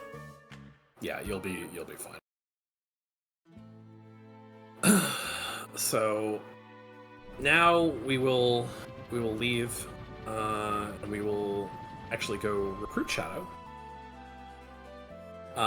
Remember to put... Oh, it's already on. Weapon. Oh, cool. Okay, so this fight, this fight used to be slightly annoying, but really straightforward. You bet the Ichigeki, you fight Shadow, and then you eventually win. In this version, Shadow has about 5,000 health for whatever reason. Oh, you got Thundara again. Perfect. I got the Thundara eventually. Nice. Okay. And Celis has a tendency to cast Runic a bunch, which is not a cast. It's just, you know, a big annoyance that wastes turns. So we have the Ultima weapon on us. The Ultima weapon does not count as a sword for the purposes of Runic. So by equipping it, she can't use Runic in the fight against Shadow. Might actually do decent damage with it. She does, too, because her health is high. So ultimately, you need to do about 5k damage to kill Shadow. So by removing a runic, it just makes the RNG a lot more in your favor. So we have to pick up Seraph here. You can get it in the World of Balance for a lot more money, but we don't need it. We never equip it, I don't believe. So you can just grab it here for 10 gold. The guy just doesn't want it. He's like, please take this. I don't like this. Pick up a couple items, and then we'll go save the kid.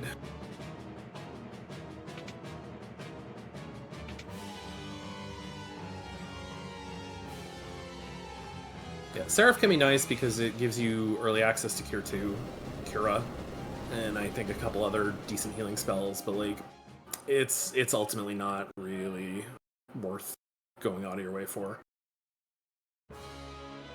Especially not in the World of Balance for the 10k of it. No.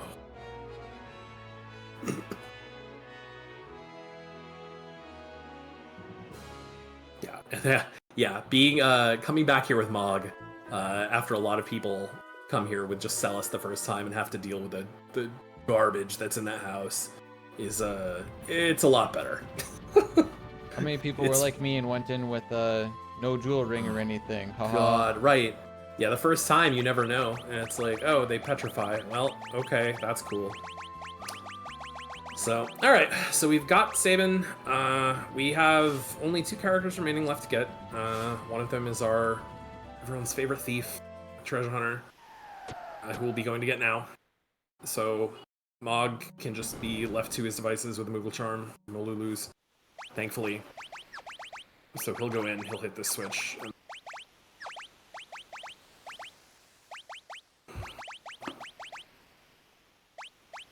So we set Shadow up here with a few things to make his speed high, just so he can very quickly get his turn and throw smoke bombs to get us out of here.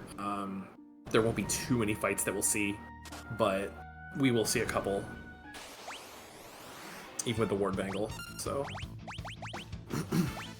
in SNES, there are enemies, not these, but there are certain enemies that you run into called phases. That have a no-run flag, so you end up actually having to kill them. In this version, we just get to run away from them, just like every other random. Translated to be face. Apparently. Yeah, the old translation was, I guess, this Woolsey assumed it was something similar, but it's just face. I just always accepted them as face, and then when I saw them here as face, Yeah, same. Like, oh, that makes sense, I guess it was literal, huh? It looks like a face. What do you want to call it? Face. Okay. Also, look at how Seems fast good. Shadow is. Shadow is a quick boy. Ah, I see. Everybody gets a turn. The old back attack is like the one thing that can still cause stupid issues. It's very annoying. So some of these buttons you have to stay on, some of them you don't. The less swapping back and forth you need to do, the better. And this place is confusing. They put way too many spikes here. Yeah. That is twice what they have in SNES. They're like, we're going Mega Man up in here. Mm-hmm. Oh, we sold the alarm earring. This is long gone. Well, if we can go out of our way to do a segment of the game we don't need to and get another one. I still have the alarm mirror technically, because I never sold anything there. Don't you? Yeah, that's...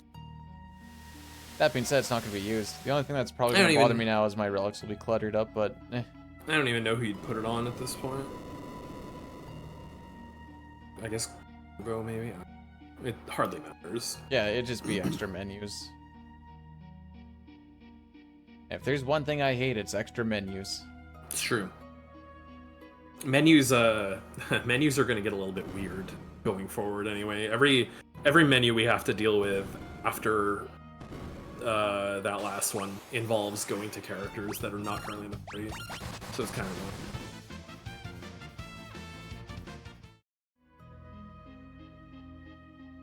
But yeah, Shadow gets his turns extremely fast. He's got like 43 agility, and he's got haste, so... And the Thief Knife, just to give a little more.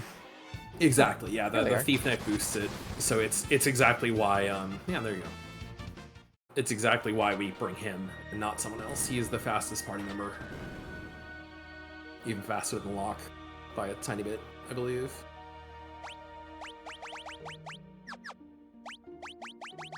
Do a quick boss battle here. Another dragon we gotta kill. This is ultimately pretty straightforward.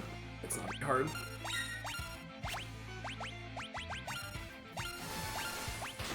You need a total of 4 attacks, you need 2 Blizzagas from Celis, you need a mimicked Blizzaga, and you need a trance Ice Rock, excuse me.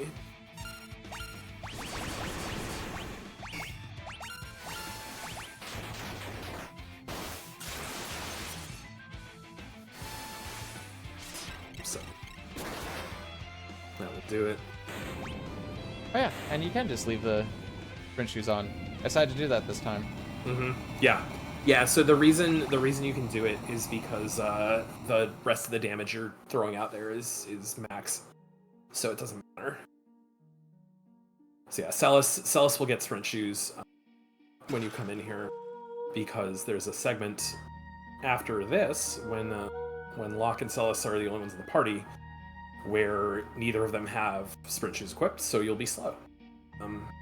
Ultimately, it's a minor thing, but it's an optimization that is kind of nice to have.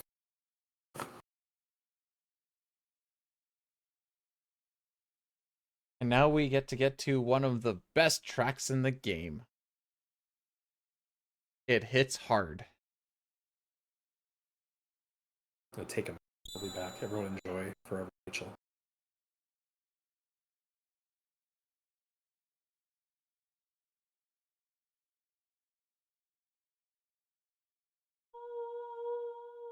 For those who don't know, this is Locke's dead girlfriend who's been sitting here for over a year.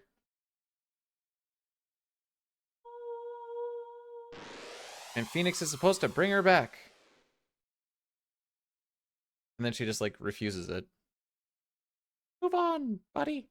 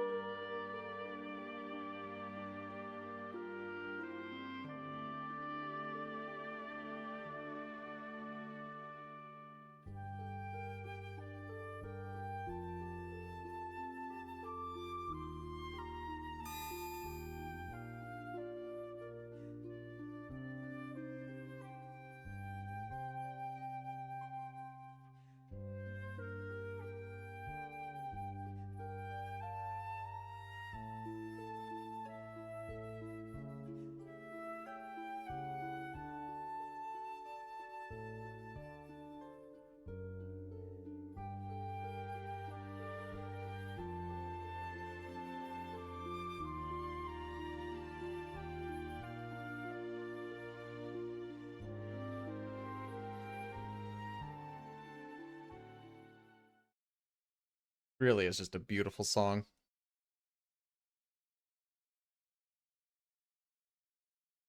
And Mama-san was just hanging out on the top.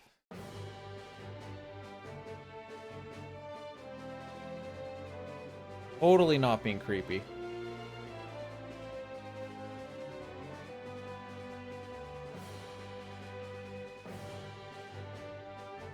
And then so all those treasure chests that we saw inside Phoenix Cave were empty. I don't remember if they're actually left open or not, if you have to go open them to find out they're empty. But we got all the stuff from them anyways. Thanks, Locke.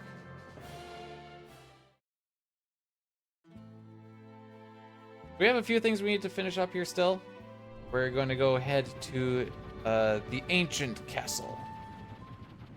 Sounds ominous, I know, but I'm sure we can handle it.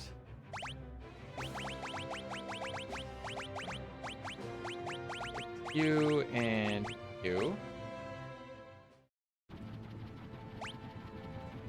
We're going to be able to get kind of 2 espers. We only get credit for 1.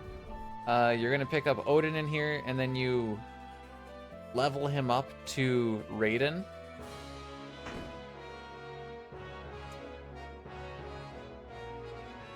But you can't have both. You can't have your cake and eat it too. It's a bit unfortunate. Odin especially in the original is very unique because Odin gives speed +1 on level up, and it's the only Esper that gives speed on level up. In this version, I think they patched it to where he gives speed +2 and whatever gives +1 now. Yes, that's correct. So there is something else that gives speed. It's still unique. Yeah, speed is the only thing. a stat that gets pretty untouched for the most part. Speed theoretically seems like it should be good, and it's just not all that useful based on how auto battle works. It's good, it's fine. It's like it's more important for like early ATB, for like throwing smoke bombs at the beginning of fights. But like as your fights go, it's just kind of whatever. Haste is much more important. It can just be applied pretty liberally. So Especially when you get party-wide haste. yeah, that's a little treasure that we don't get to use in most runs, but this run does get it, and we'll use it quite a bit at the very end. That also from Palador? It is. Okay. That's why Palador's so important. Yeah, it's why you have to get Quetzali early, and you have to put it on Terra early, so she can get the things that she needs off of it. Because it gives you float, which you need, and then it gives you haste 2, Hastega, which you also very much need. So in case you're wondering why I'm using the old SNES names so much, A, a lot of the new ones I can't even say, and B, I barely know what their names actually are. Yeah, there were a lot of changes for old translations that brought them in line a bit more with newer translations. Like Madwin did not get changed, which is funny because I know it's been called Madine at certain points. But like Tritalk is not Tritalk. Tritalk is Valley Garmanda now, and there's a few others that got changed pretty heavily. So You practice that? Or do you just no, know? I just know. Master of Yeah, it's pronunciation. It's just yeah, I don't know. It's Valley Girl Amanda. Sorry. I see Valley in the name, and then my brain just kind of dies on the last bit. I'm like, all right, you're Tritalk. Yeah, exactly. So it looks for the Final Fantasy XIV players out there, the next expansion looks like it's going to have Valley Garmanda in some capacity. So as a Final Fantasy VI aficionado, I'm very much. Let's play a game called Version. There he is. I believe. Go away.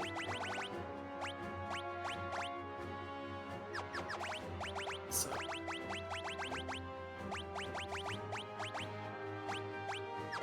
You'll see that ultimate weapon got thrown back on lock here, and not for this fight, but we will actually end up using that in a fight. Hopefully. I was trying to duck me. Yeah, he did not want to go.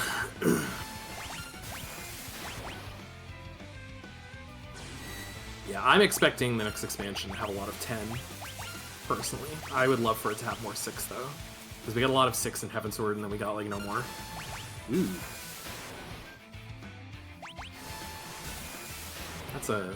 That is a weird fight. It worked out. It did work out. I'm not used to seeing acid ring. But actually, it worked out. It worked out really good. You got high damage. Because I just the last time we did that fight, bdewd ended up getting damage rolled by like 200, and ended up having to blow another Thunder Rod. Yeah, it was great. I was fully expecting to have to blow another one. I'm like, oh, look at that. Yeah, no, that was much better. Those damage rolls are much more normal. So we tend to have Locke and Mog fight there for damage rounding. Sometimes it's not enough, and sometimes it's not needed. So that's it. No more anything in the ancient castle. We can leave. Got the 2 espers. Got our backstory lore dump. Very don't care. Yep. No, we're not fighting that guy. That guy's a jerk. The weapon he gives is really good, but he's a jerk. So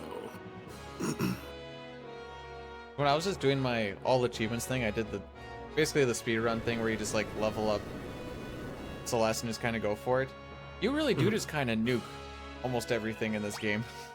yeah, It's pretty crazy. it's silly. Yeah, I am very, very sad that we don't use Alexander anymore. Because of the change to the fight where we used to use it. I would love to find a place to still use it, but I don't think there is one where I'm it's mostly just worthwhile. changing him to not be holy anymore. Yeah, exactly. Like there's no damage boost anymore on Alexander for Doom. So we used to use Alexander on Fiend on Doom. And we just don't now because it doesn't do enough damage. It's really sad. Just, I used to use throw another rod. Yep, Realm used to use it against Doom because it would do enough damage to offset a 7th rod, but now it doesn't. So it was great. It was super cool.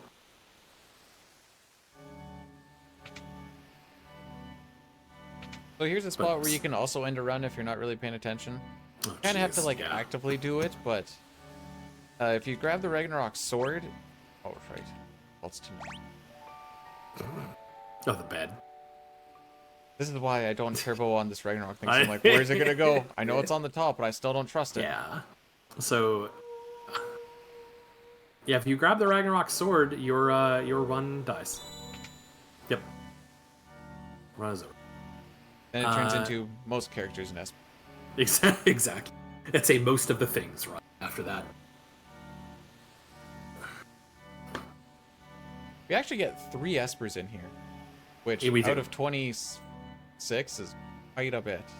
Yeah, it's a lot. Like Narsh is full of surprises. Like if you really want to deep dive in here too, there's some pretty juicy treasures that you can find in the cave coming up. I think you can get another Minerva. There's something else that you can get. I don't know. Oh. I forgot to do the meme thing anyways, Again. but I still don't get to do it. You never get to do it. I think it's really incredible how much you get. The you end get press that. open. Yeah. This is not magical, eh? Today I learned. Nope. Nope. Avalanche still counts. Usually doesn't get 3 turns in Yeah. Snessie Boy. It hardly matters. Like it's whatever, but yeah, there's a really fun little meme we want to do on that fight, but every single time Locke just gets frozen, even though he has an ice shield. Like, what are you even good for? It's fine. We'll have another chance later. Another dragon.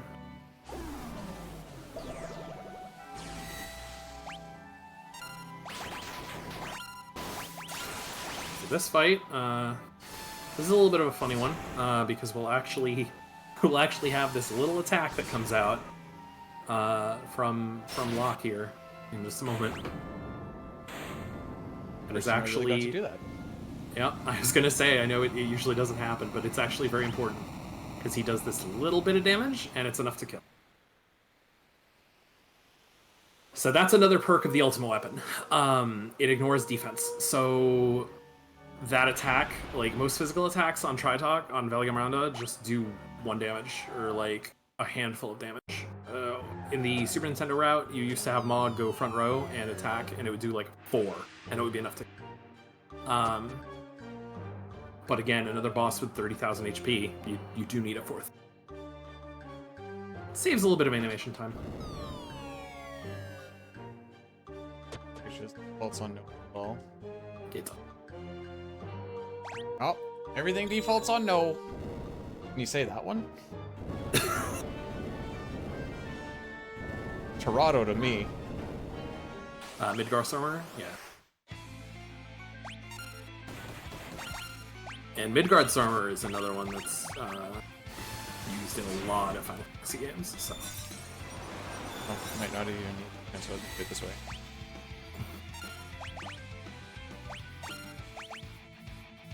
This is why ATB waited in this fight. I remember now. yeah.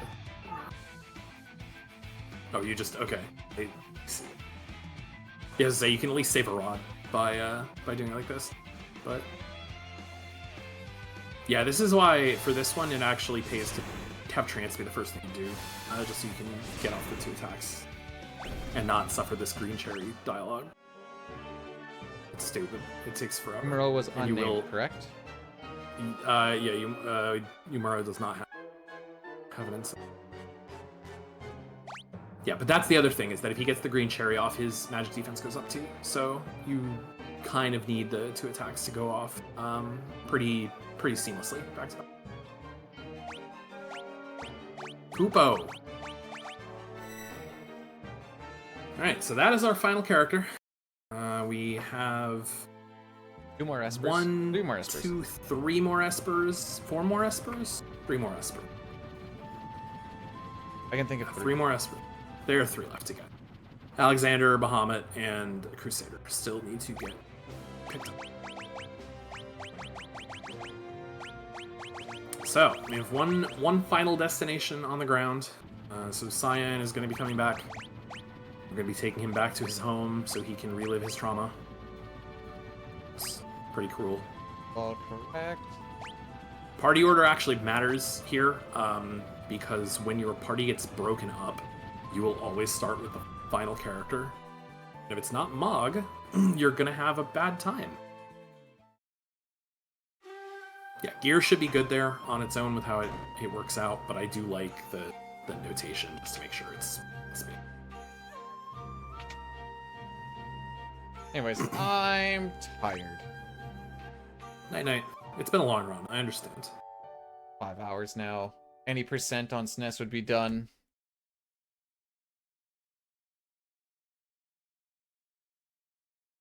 Cyan is still sleepy. He is the old man of the group. He's very... He's like 50. I get it.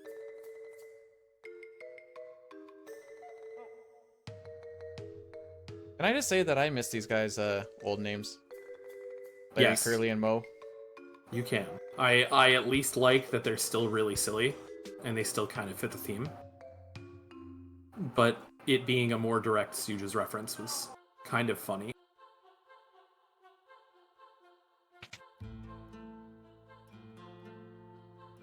So casually, this segment is madly annoying. Like, it's really bad. The enemies that spawn here are all very irritating. The navigation of this area is really strange. It's a mess. It's just a mess. So, Moogle Charm is going to save us a ton of drama. Get our characters back, and then we'll head off and try to progress. And we're going to get stopped here. Are there random encounters in the game? There actually are random encounters in the World of Ruin. I know we tend to not see them too often. They do exist.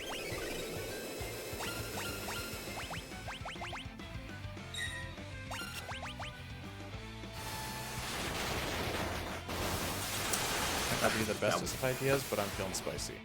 Nah, I understand. That White Wind is the opener is always fun. So Apparently, Yeah, Gogo's Zaga also doesn't feeling sound- spicy. oh my goodness. So that's one of the things we were talking about earlier. Throw can crit. And boy, when it crits, it's something.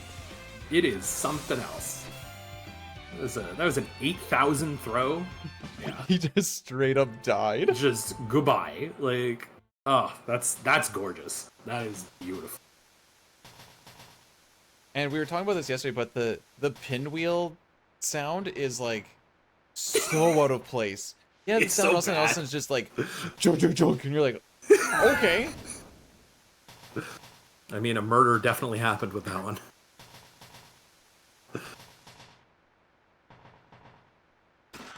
Throw crits just hit different. They just feel so good. Funny, because you never even thought they were supposed to be a thing. No, they're not. That flame shield's trying to dodge you there. That was the ice one.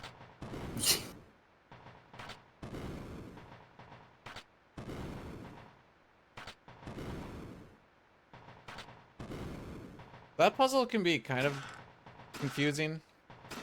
There's a lot of pieces to it. It's awkward. I know I just memorize it by the number order. I don't even think about what happens. I just know it's 1 3 1 2 1 3. I just go off of the muscle memory. Yeah, exactly. Like turn off brain, don't think about it. Just if your hands know what to do, just go with it. Yeah, less thinky. So we got those two shields on the train. They're both going to be used later on. They're pretty important to grab. We typically wouldn't get the flame shield because we never had a place to use it. But...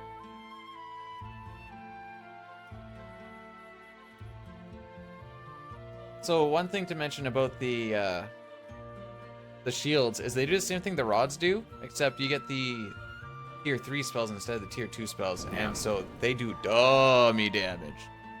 Yeah, there's not usually too much concern about the shields not hitting damage cap, because they still ignore magic defense, so they're pretty obscene.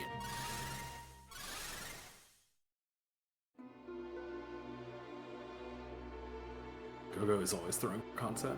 It's one of the things that got changed in this route. So we use a little bit of throw with Shadow in Super Nintendo All Characters Espers. There's a couple times later on in Kefka's Tower we'll do it. But because we don't have Bum Rush in this, we need Gogo to be able to output some good damage in a couple of different spots. And so throw ends up being the best way to do it. Okay, so this fight you're not allowed to cheese anymore. Sad. So we still kind of cheese it, but not really. It's a little bit annoying now. Yeah. How about go crazy? Yeah. So yeah, Rexel possesses someone. We need to kill off the person who has been possessed. Yay!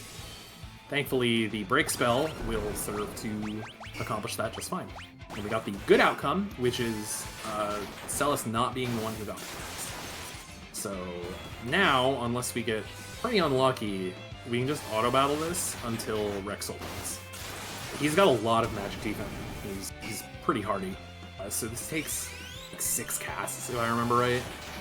I don't know. This dude has high magic defense, though. Yeah, it's a lot. He's supposed to have the chance to be able to repossess characters, too. But for whatever reason up until now... Oh, okay. Oh, so there it isn't. Today I learned. I have questions. This game is in beta. Oh, the amount of times that has been muttered these days. All right, good fight. Yeah, he tried to possess a petrified character is my assumption as well. Because they're targetable. So that's really janky. That's hilarious. There are times when this game irritates me, but oh boy, there are times when I love this game. Oh yeah, things like that are great. That is magical.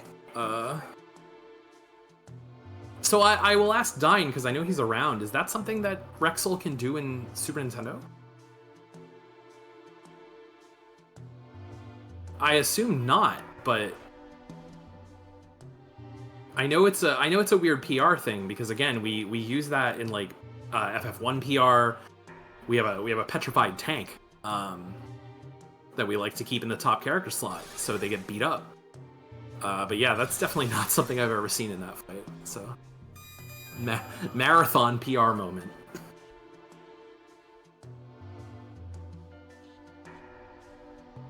That makes sense then. In SNES, the game actually should check for status condition.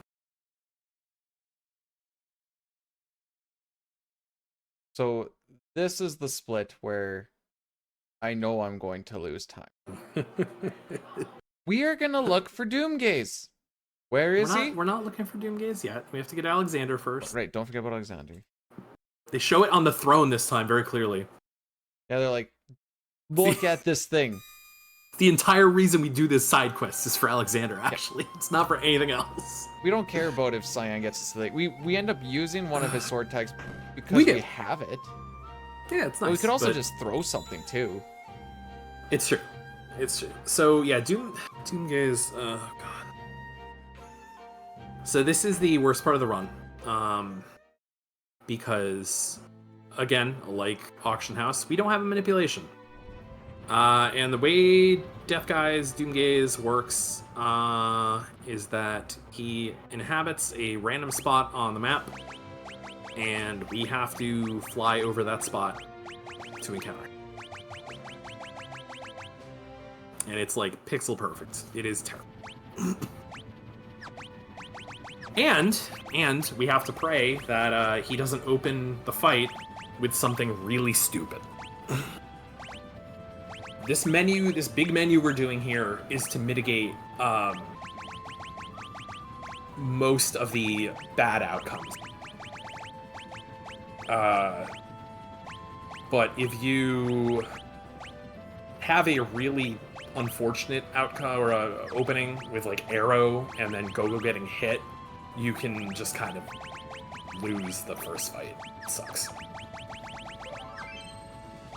So, the memento rings that we got and the safety bit that we got will all be used here. Celis doesn't get any of them because her magic evasion is naturally a lot higher, and she's the most likely one to dodge any errant casts. Everyone else just kind of has to get an accessory so they live. So yeah, this is life now. So I'll take this time real quick to talk about the multiple 5 thing. So Death Guys opens with level 5 death, and basically means if your character level is multiple 5, you get death cast on you. So the reason we use this party is because they're not multiples of 5. You're probably wondering why we don't use Terra here. Terra's level 30. That's the reason that we routed Terra out of this fight. And we only have one safety bit. Correct. So the Memento Ring can only be equipped by Realm and Shadow, and we happen to have 2 of them, and they do the same thing as the safety. So we'd be bringing Shadow anyway, and Realm's magic power is high enough that it makes sense to bring her. So any cast she gets off in this fight with a Holy Rod does max damage. She is the backup plan if Go-Go dies later on, or Shadow dies. Well, if Shadow dies, we're kind of screwed, I think. But yeah, so Pearl Rod or Holy Rod is very good in this fight. Death Guys is weak to fire, weak to holy. So those are the things we'll attack him with once he ever shows up. In my PB, I kill him in a minute. There is no manipulation for this that we... There may possibly be something associated with like a hard reset of the game, but I don't know if anyone's really explored that, and I don't know if we've got any tools to prove how that works as of right now. So if someone wants to go dive into that, please by all means. Until then, we get to fly around the world and hope that the stupid dragon shows up. At least we get a banging song. True. Yeah, so one of the reasons why I don't want to run against my PB at all is, like I said, I have him killed now. You could also just be doing this. Or what was it the other day? It was like half an hour. It was like 30 minutes, yeah. So the estimate on this run, a lot of it is because of this part. It makes it so the console version of this run is probably going to be the best way to do it, because there's a little indicator wherever he is on the map once you find his spot, as far as... So you can just like look around and you can actually visually see him. We don't get that on PC. I don't know why. I don't know why they won't patch that. And it'd be nice. I just want to see where it is. I know. Yeah, so your PB has a very good auction house and it has a very, very good... We searched for him for like a minute 15. Yeah, it was incredible. So ultimately, he's going to show up when he shows up. Luckily, Lion here actually figured out a way to kill him on one encounter, yes. so that we don't have to deal with him running away. Yeah, all of that menu that we did was to make it so this fight can be done in shot. Assuming Gogo doesn't get nuked. Assuming Gogo doesn't. If we get really unlucky, it's gonna happen. But if we don't, it'll be fun. First, we have to find it. Still.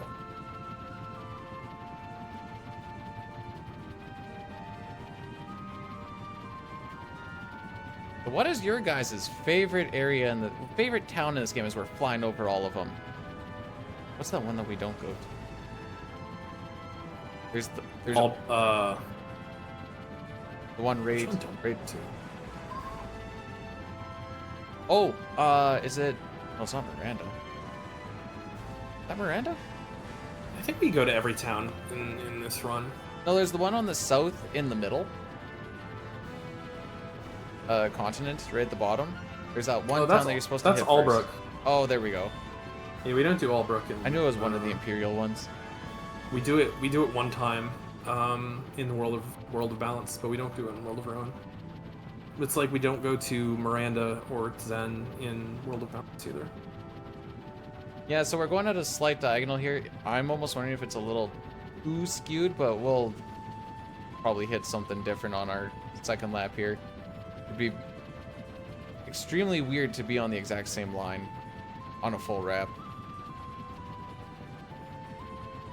Yeah, in the SNES we can because the NPC value dictates where Doomgate shows up, doing a save reset has him pop up in the exact same one of the two spots, and so we do the save reset, boom, hit that one tile, and away we go. Yeah, there's a really nice little spot. I think it's like right outside of Oma, I think, or Zone Eater. I don't remember exactly where it is offhand. Yeah, we're just about to fly over. Well, it's on the north there. Yeah. Maybe we'll find him there. That'd be funny. Possible. But yeah, it's been very inconsistent, and there's just no way to make this consistent. And it sucks. On the next wrap, we'll hit the spot where we hit him in SNES. Mm-hmm. I believe. Oh yes. yeah, it is right up there, isn't it? Yeah. Wasn't there. It wasn't until this version that I knew that there was those two tiny little islands between the Thamasa and on the way to Moblas. Just, I don't think you can even land on them. They're just there. No, they're just there. It's very peculiar. Slot Kafka. This is usually where I set my controller on my keyboard on my controller. Then I can save my hands a little bit. This is a good time if you ever want to go and browse Reddit, look at whatever news is happening. This is your time to do it, because this might be you. You tend to have good luck with Doomgaze appearing when you put your control. They always say, he shows up when you least expect him and want him to. That's right. That's when you gotta act uninterested.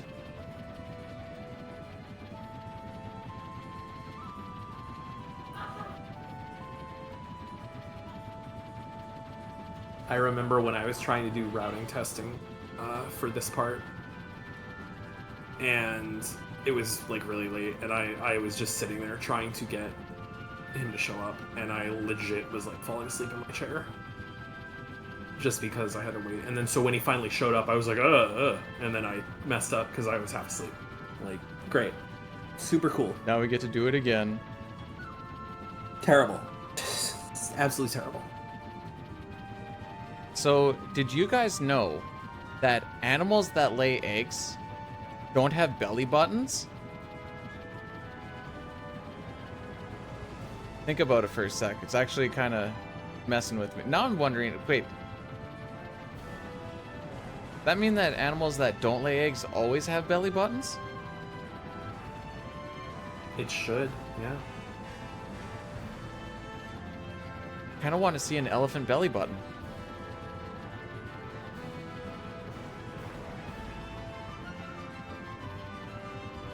Or It sounds like something against TOS.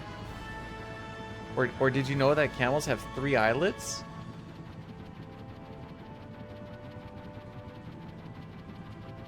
That one I didn't know.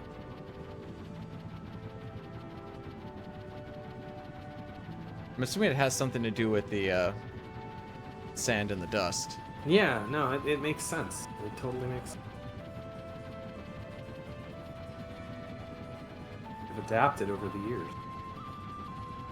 Fun fact, mosquitoes are more attracted to people who just ate bananas.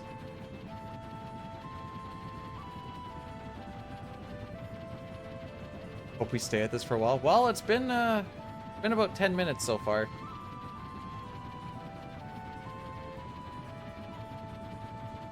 This is when you're like, I really make sure, or I really hope he doesn't run away because I don't want to do this again. Mm-hmm. Sure.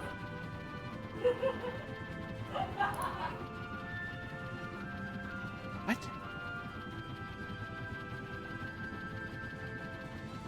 My mouse must have moved.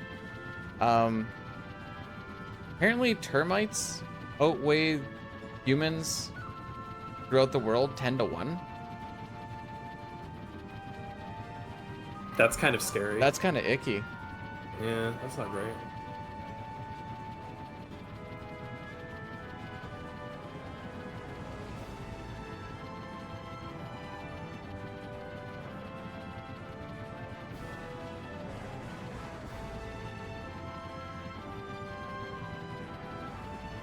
I don't watch enough Star Trek to understand the 3 years.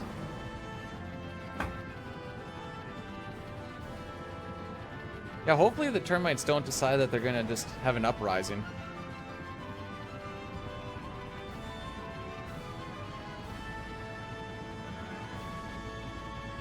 It's like, at least with the auction house, you feel like you're actively doing something.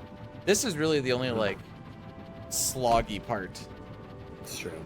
That if you're doing it on console, you, Is the Wonder Shot incentive? Does that involve you having to kill all of the Lavos with Wonder Shot? No, it is a Lavos kill. Oh, okay. Because I was gonna say, it's all of the Lavos with Wonder Shot. Oh, baby. So, there's like 2 that we can't. Well, I mean, yeah, because you don't have. Because we don't have Luca for that.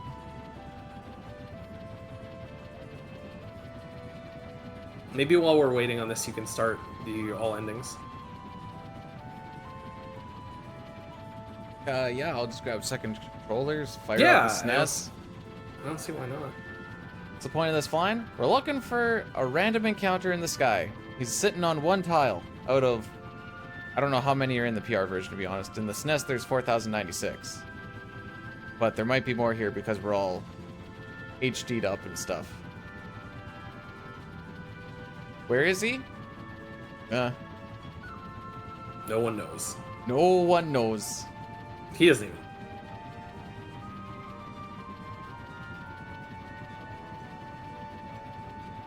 But after this, it's just full octane right to the end. Actually, as soon as we hit him, it's kind of full octane. Yeah, honestly, it is. This fight is stressful, so... That's the worst part, I think, is that the fight is stressful, but you have to, like, just kind of wait around until he finally shows up. Hey, Pojo, I got a number between 1 and 10 stuck in my head. What is it?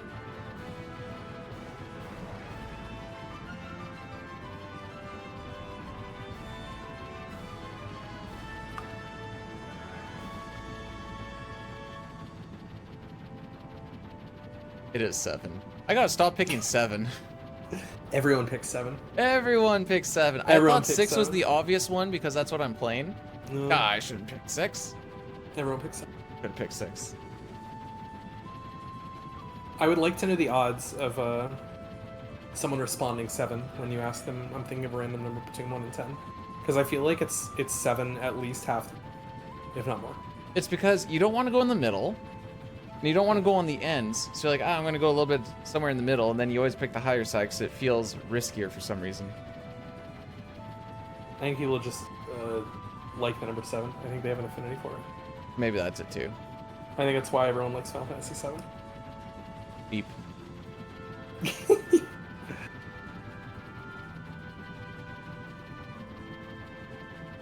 No, we haven't. Like I said, I did this for half an hour the other day. Yeah, we were the run 2 days ago was miserable in this regard too. So we kind of expected there might be a chance that this would go the way it is. The only reason That I was don't worse go and 'cause make you a had to find sandwich choice. is because I know I'm gonna make it down the stairs, and then I hear the sound and be like, "Oh no!" Yeah. And then he'll just level 5 death and normal death.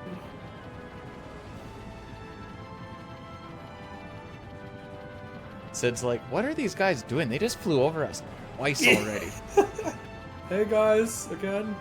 We basically become Hello. Sputnik. It's like, oh, Yeah, they're coming right. around again. Orbit the planet. I mean, at this point, Kefka probably doesn't even understand what we're doing. And he's like, you know what? I don't know. These guys are kind of unhinged. Just take the place.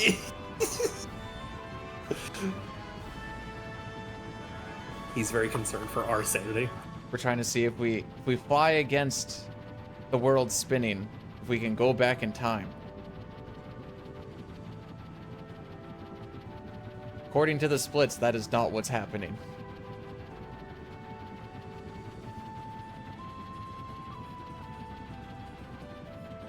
We're just showing off the gas mileage. Do you know how much steam to the knot this thing gets?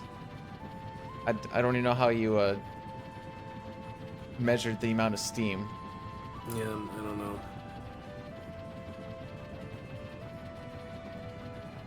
I'm gonna say, if everyone just hits pause and unpause, maybe gets hit with the pre-roll, that's when we'll get it. But I also don't want to do that.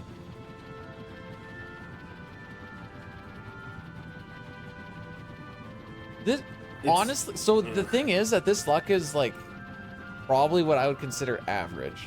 Average, yeah. I don't think people understand just how lucky your PB Getting that 1 minute in thing is. was. Yeah. It's tough too because you kind of want to like There we go. turn. Okay.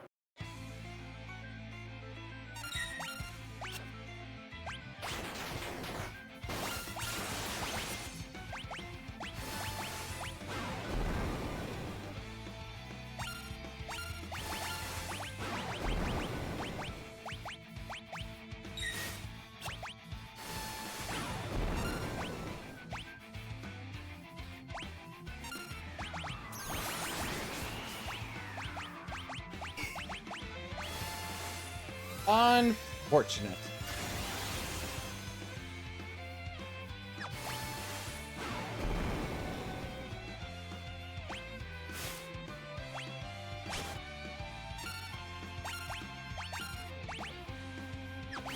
Okay. Okay. Oh god. Okay. I saved it. I saved it. Yeah. I don't know if that was a counter or a regular attack, but No, I I don't auto know. battled So- through it to hopefully get ATB during it. Yeah. So what you can do is you can throw another holy rod there with Realm instead too. So you don't have to wait for Celus's turn. Yeah, I just didn't want It's it. a Won't get same another one. Same outcome. So you can let auto battle roll. So that is kind of fortunate. That is the exact opening that we didn't want, by the way. Blizzaga on Gogo is like the only thing that can happen there that ends up with that being bad. So of course it did, but you still made it through. So the fight script is good. Gogo is supposed to mimic the lance throw at the end, and it does like 8,000. It kills death guys. So either way, still good to go. That was a little bit painful, but it wasn't as bad as it could have been, to be honest. No, like that's still. We only lost It's not bad. 14 minutes on my PB, so. And that sounds awful. It does, but it's not as bad as you think. Everyone goes in their proper spots. Yeah. And now we have several minutes to save on Goddess, actually. Thinking about it. So you're gonna get some of that too. That's right, look who it is. Our friend Yumaro is actually coming with us. The memes are real. It's finally me saying time. that he would never be in a run, Lion has proved me wrong. Finally time for the Yeti. And this time I'm going to remember to put the Moogle Charm on Augury Mhm. Voice. Setzer is useless, unfortunately. So Setzer, even in Super Nintendo All Characters Espers, where Setzer goes, he just doesn't have anything to provide. He's just a meat shield. Yeah, he really is. And so this way, he, we bring someone who actually can do some appreciable rounding damage with a little bit of consistency. Also, I know the people love Yumaro, so that was part of it. Is how can I construct a run that lets me use him? Yeah, you just need the shield. Less shadow. You need yeah. Yep. So these menus are all a bit weird. They've unfortunately had to have some adjustments, thanks to just how some of these fights work. I actually find it easier to just back out and then go back in, so at least I know where I am. I don't blame you. Yeah, I don't blame you at all. So, the first meme of Kefka's Tower is that we brought the Yeti. The second meme of Kefka's Tower is going to be seen in the first boss that we're going to run into. Because this game is goofy, and certain strats have been changed over the years, and certain mechanics have been changed in the versions. The meme, but it's an optimal meme. It is an optimal meme, somehow. So this is what we were trying to do to Ice Dragon too, but he just doesn't like it. He doesn't want to. I love the Inferno skip. Can't It's do so it here, good. but I love it. You can't do it in any run where you actually would get anything out of it anymore. I don't think. Ace Sketch is the only time we do it. Yeah, that makes sense. Yep, because you still have to get Crusader.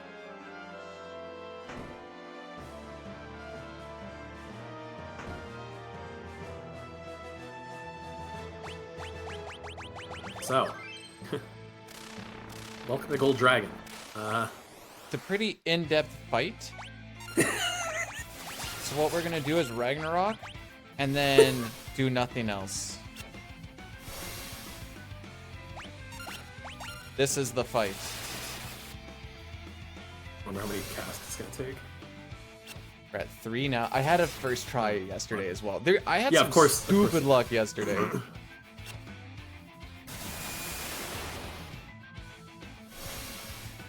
This is really bad luck, interestingly enough. So Ragnarok's chances on the dragons got changed in PR. It used to be a 1 in 8 chance. In PR, it's a 46% chance, I believe, that Morph works on them. There it is. And we are just getting really bad luck. Crystal Helm. Okay. Yeah, so just make sure that goes on good.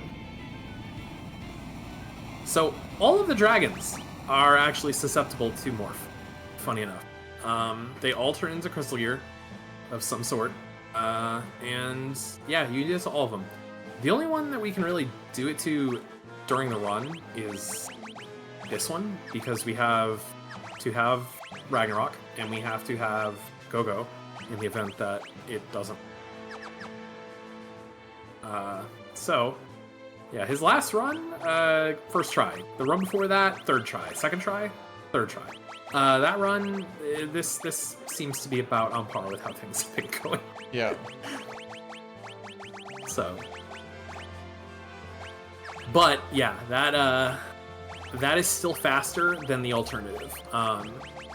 So alternatively on Gold Dragon, you end up doing a fight that involves Berserk, and then Phantom, and then him dying of poison ticks and other extraneous damage. So you did get a perfect fish. That's right. Lancer's correct. You're a perfect fish. You got really good auction house too. There we go. That's what I was like. Yeah, this fight's fun. Or this menu's fun. So you can Oh, how check. he ended up. What is does Celis have the right armor this time? She does. Okay. I know it comment this time. So we can do another little meme here if we want before Inferno. Yeah, I'll clap it on him. If you want to put it on Funskies. him. You don't have to. You can do it later, but because he'll have a couple chances in these fights.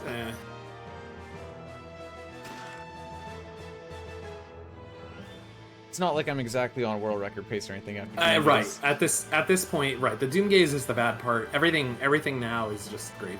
It's gonna be fun. We're gonna have a good time. So we got a yeah, perfect. Okay, we got a little relic while we were in the cave in the belt called Berserker Fang. No. Well, apparently she was on teleport. Oh God. Oh baby. Okay, we're definitely not on world record pace now. The plus side is I don't need to redo the menuing. It's true. I could have sworn the last thing I did with her was. That's your assumed muscle memory kicking in. Yeah. Oh, not you. That is something else I think quite a few runners have done. Accidentally use a warp stone or the teleport. Well, not the teleport stone, but a warp stone.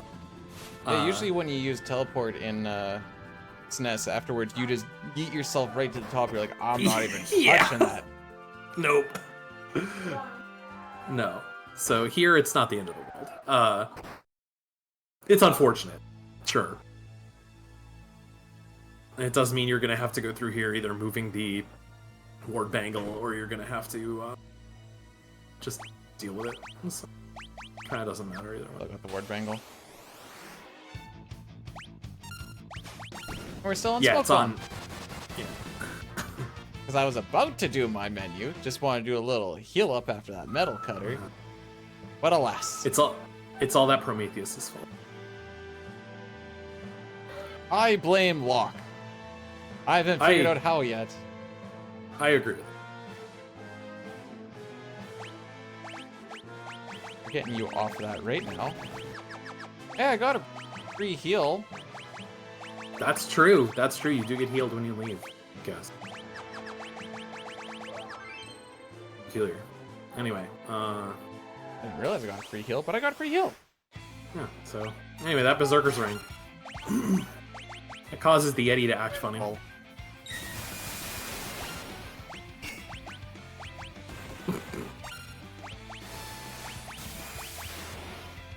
Does it do anything meaningful? Nope.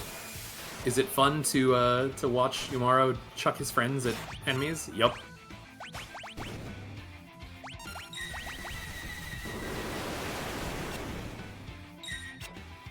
This is when the 11 billion attacks happen. Yeah, right? I was gonna say, oh, you got a good fight for once. And then... Yesterday, I basically did the exact same 300 thing, attacks. but between my two attacks, he nuked everybody. yeah. Bless was living Yeah. with, like, minimal HP. You got like full counters, you got a whole bunch of garbage. That's much closer to how that fight usually goes. That's why I was so confused when you had such weird infernos. Because it's usually not that. Mega Elixir is absolutely vital. We can pick that up in pretty much every run. There's, what, only 2 in the game? Yes. Here and then Magi Master drop? I believe so. You can get one. You might be able to get one from the Coliseum. That sounds better. How does Goddess fight different PR compared to SNES? The Let's see. method by which we use to kill her is definitely different. Definitely different. Also, I recall there was a question asked before about Doom and Prone. The chance should be 0, because we shouldn't see Force Field.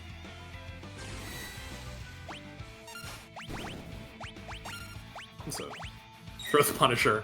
And the Shadow is throwing a couple of random things here for him. It's fun. We have a good inventory for him to just chuck a bunch of stuff.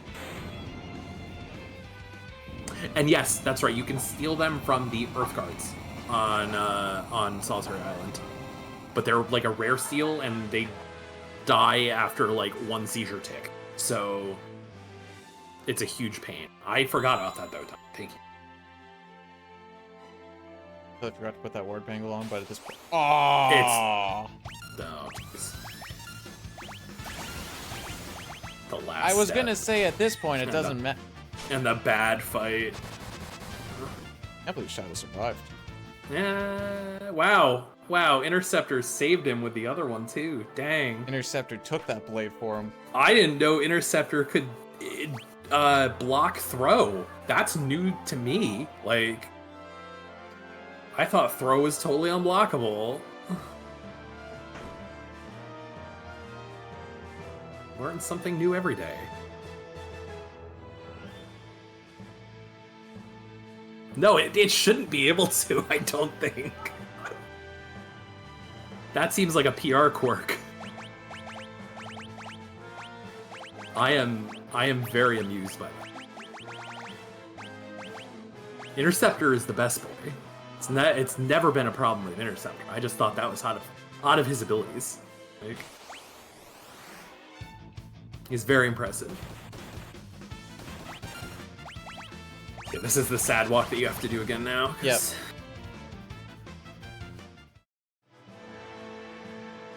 Thankfully, we have smoke bombs. I got should have enough to get through the rest. It's fine. There are like single enemy encounters we could get. Yeah, you could get the mood suit here. Oh, you missed him.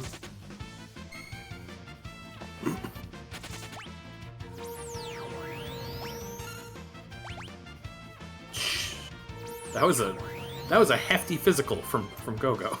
There we go. I saw a preempt. I felt spicy, and then I forgot that you can't ATB wait on mimic. Yep. So that is the problem with trying to run away on preempts in PR. So you actually just showed it off for everybody. You're waiting so long for everybody to actually run that enemy ATB gets up to where it needs to for them to actually go again. Yeah. If you have 1 person, it's never a problem. If you have 2, you can usually get away no problem too. But anything past that, and it's just messy.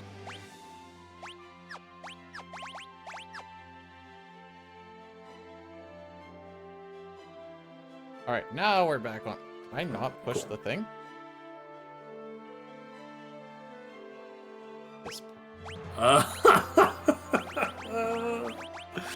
Oh no. That's that gets reset.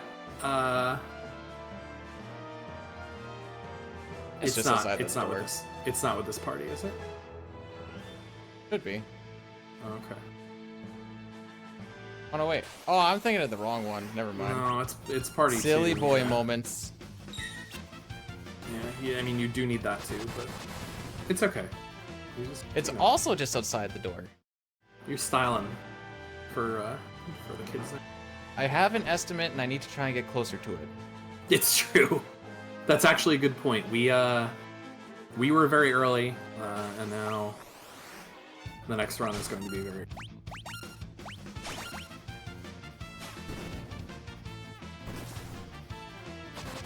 He can get imped. Why not know that? Yeah. Yeah, let's see why not. Okay, we already hit that. I like this meme more.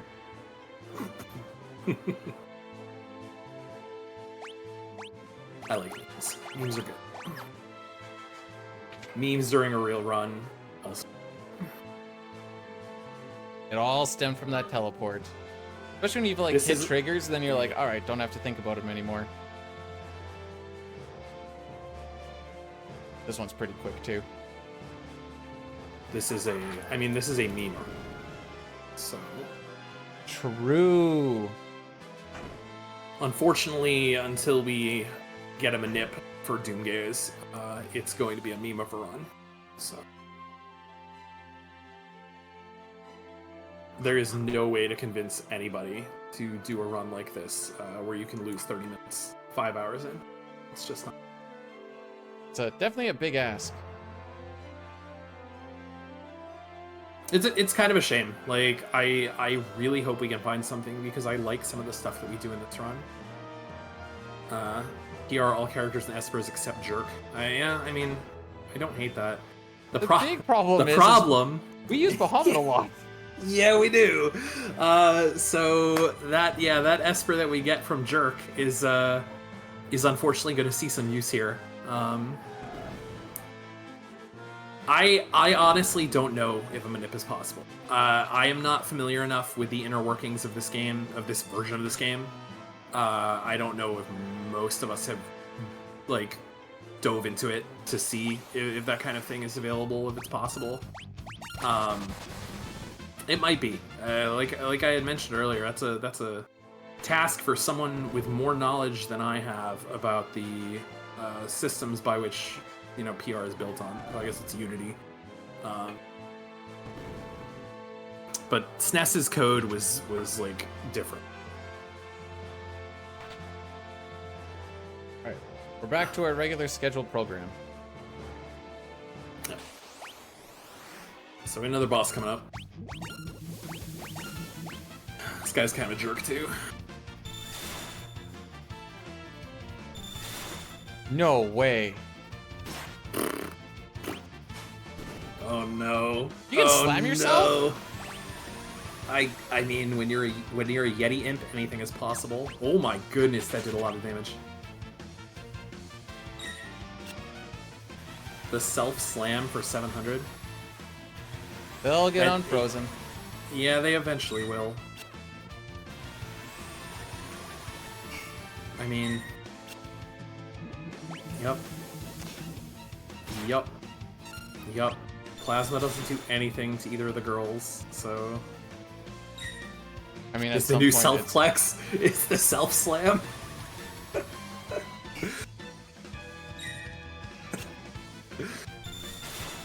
So this is the worst random encounter you can get in Kefka's Tower.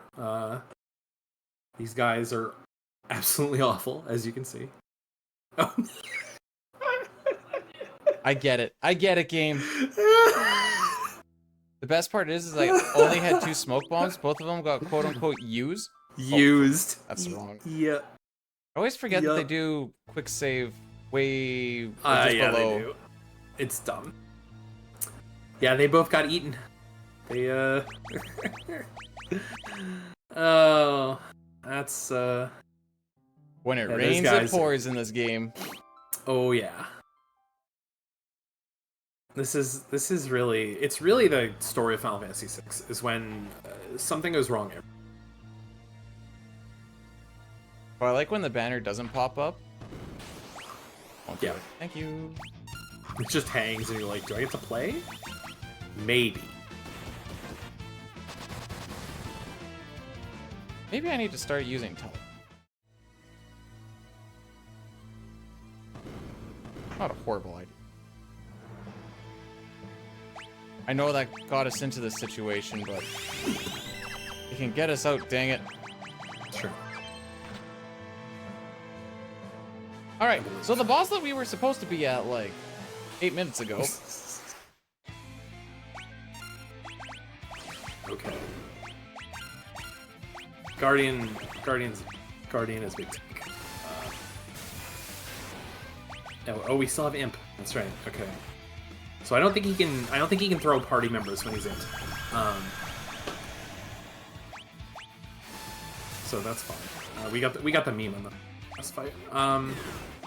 Yeah, Guardian's fast. We use Hastega to catch up to his speed, and then otherwise we just use a lot of Thundara, Thunder Rod. There, are you gonna morph? She's considering it.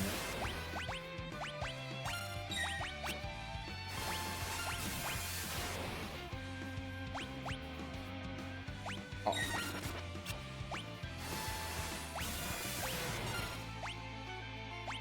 And if you want, you could probably... Wow, Interceptor saving the day again against...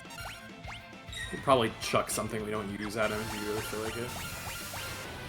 He should be almost dead. Yeah, it's just a... kind of a war of attrition fight. That felt like it went pretty well, though, ultimately. Guardian has some interesting scripting, if he lives too long. He'll go through, like, Dataluma, he'll go through Air Force, he'll go through a couple other enemy cycles. We just don't really see them in most runs. So, it's kind of unfortunate that we don't get to see any of this cool stuff, but it's also kind of icky, so it's fine. Yay! You never get to see that.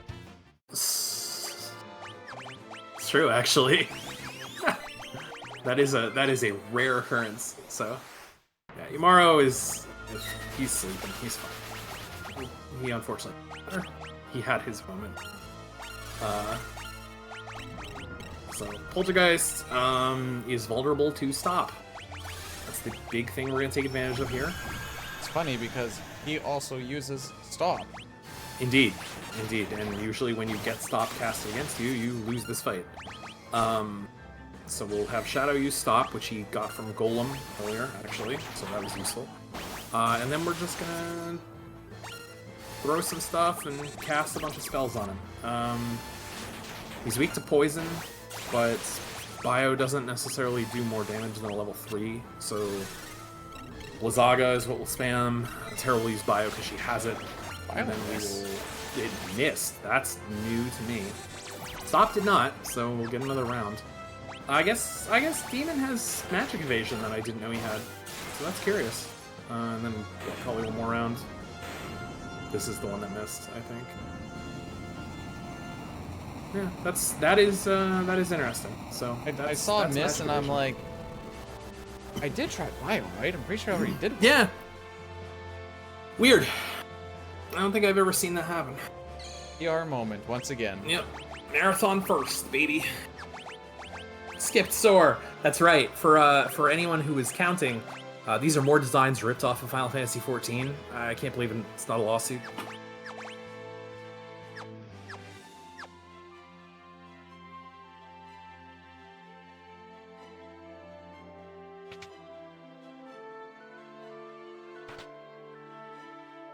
So, one statue is down.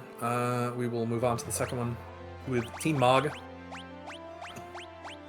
Now, for anyone who's familiar with this fight and other versions, it's very much the same. Need to get everyone geared up properly so they can do enough damage. I have all these things that say Irene in it, and it's throwing me off. Yeah.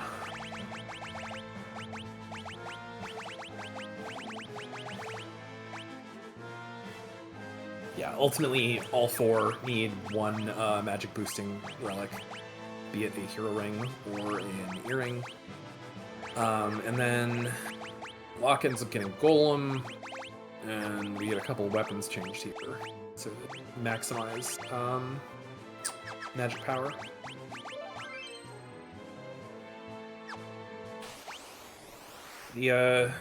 The gear is kind of specific because Realm's magic power is naturally very high, so she needs less boosts than the rest of them do. Sick. That's a nice Northern Cross. That is Mind me, Golem. Just going about my business. So he has fire, thankfully, because he did live through the fights earlier. That is exactly why we do it. And he doesn't care at all about getting hit with Blizzaga, so... So we have Golem, and we have 3 Holy Rods, and then... we will have another round of Holy Rods.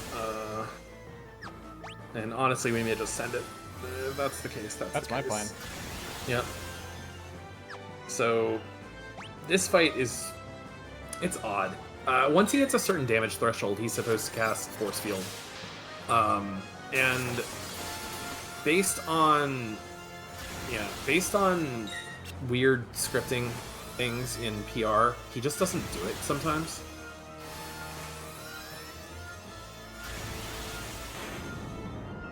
What's the problem?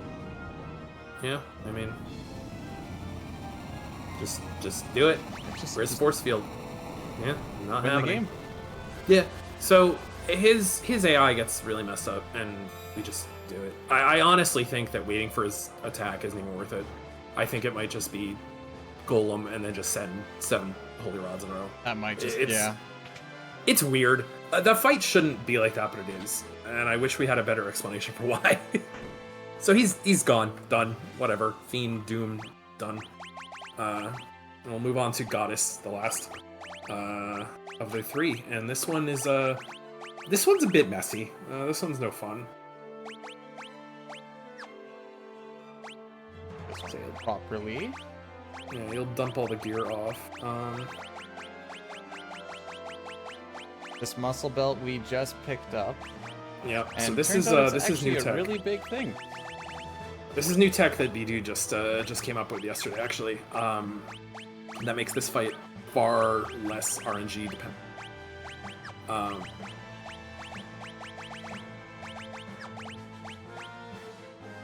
Wait until this leveled up. Yeah. So again, some of these menus are a bit long because we have to get them set up properly. With some characters we do a lot less with in the run. So. Now we get to play. Perks. Alright, so. Have Goddess. Hope we don't get enticed or lullabied on the first turn. I'm just gonna see if this works out the same way.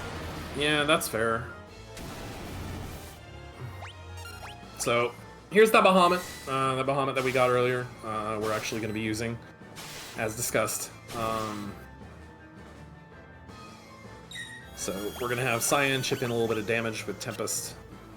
And then we're going to have Go-Go mimic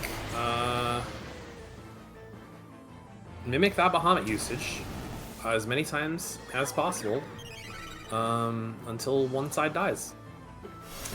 Cyan gets nuked to the face. Welcome back to the world of the living. Yeah, hello, buddy.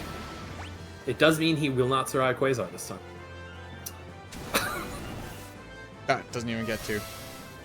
Nope. So putting a muscle belt on Sabin here guarantees that he does, because it gives us that extra HP boost. And it's like he was just barely dying. And it turns out if you get 2 Quasars, that's bad. But if you get 2 Quasars, and Gogo is more than likely going to eat some sort of electrical attack to the face. And then he gets healed because of the Thunder Shield. Mm-hmm. Yep.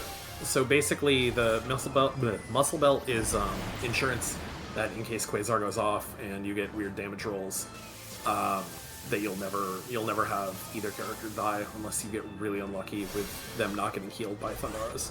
Today the day Honestly, we get no Quasars? You're not going to get Quasar, yeah, of course. Like, so normally there's a restriction on gotta summons. have 1. Okay, well, that's not.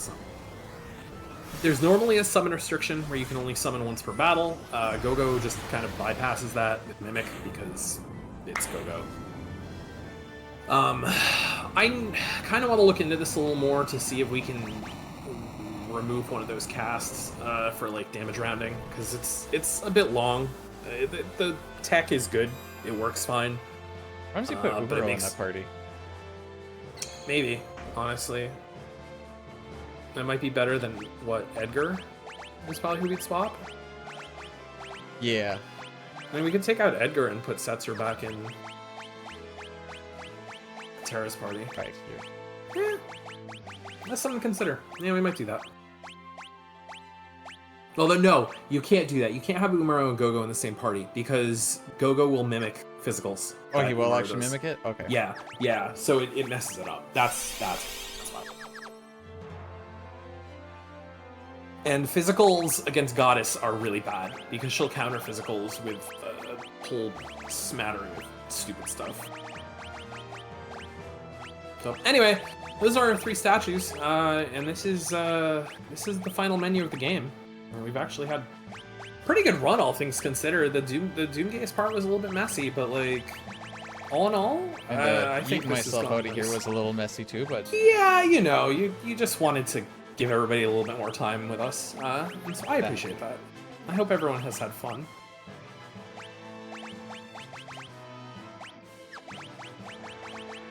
I think this is when I figured out yesterday that it's actually not worth it to. What build are you supposed to have? Must be. That's a figure it out later. I know that you need this one. Unless you're supposed to have the Aegis. Weird. Yeah, she's. I think it's. Yeah, I think it's supposed to be like that because it's supposed to be Thunder, Thunder, Aegis, Force. Yeah, I just did things a little out of order. That's fine.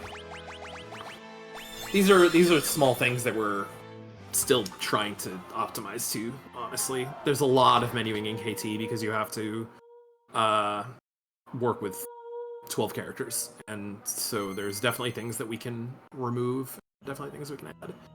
There's a menu, there was a pre-gold dragon menu that's gone basically now because of Ragnarok. So. It's actually easier to do that menuing stuck only to 4 people, and you have to do it before you swap than when you do it all at once, but it's more optimal to do it all at once because you can do it all at once. Yep. It just feels really bad because it feels very, very different from anything we've done before. Could still be like a sub 615. Yeah, honestly, all things considered, with the Doomgaze taking that long, everything else has been pretty good. You take out how bad that went, and I think this time is very very respectable. It's such a big swing of time that we don't have any mitigation for right now. It's just unfortunate. You know, there's like Doomgaze and Death Guys, FF6 and FF9. They both ruin the run at the end of the run, but at least FF9's looks all flashy and stuff. Ours is just flying around. Yeah. Yeah. How long will this take? 28 minutes later. And then he opens with death anyway, and you just die. Great. So, yeah, it's funny because now you've done 3 runs where he hasn't actually casted death on you. I know. The memento rings that we get, or the second memento ring we get, and the safety bit we get, are to mitigate his first turn opening there, where he casts level 5 death, and then he'll often cast death on one of your characters. And it's part of his script that he can cast death on like every turn. And for whatever reason, bdewd just never sees it happen. When I was doing routing testing for this, it happened a whole bunch. I like wasted turns. Yeah, I mean, wasted turns are great. If he doesn't do anything and just lets you kill him, that's actually optimal. He just has something out for Gogo. I think so. Your Gogo is just doomed. But not death, just doomed.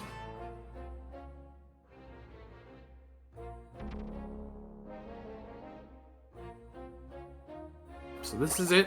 Final fight. We'll be setting up our party with characters we equipped. And Realm is sometimes a backup, just in case something wrong goes in Tier 3. And away we go.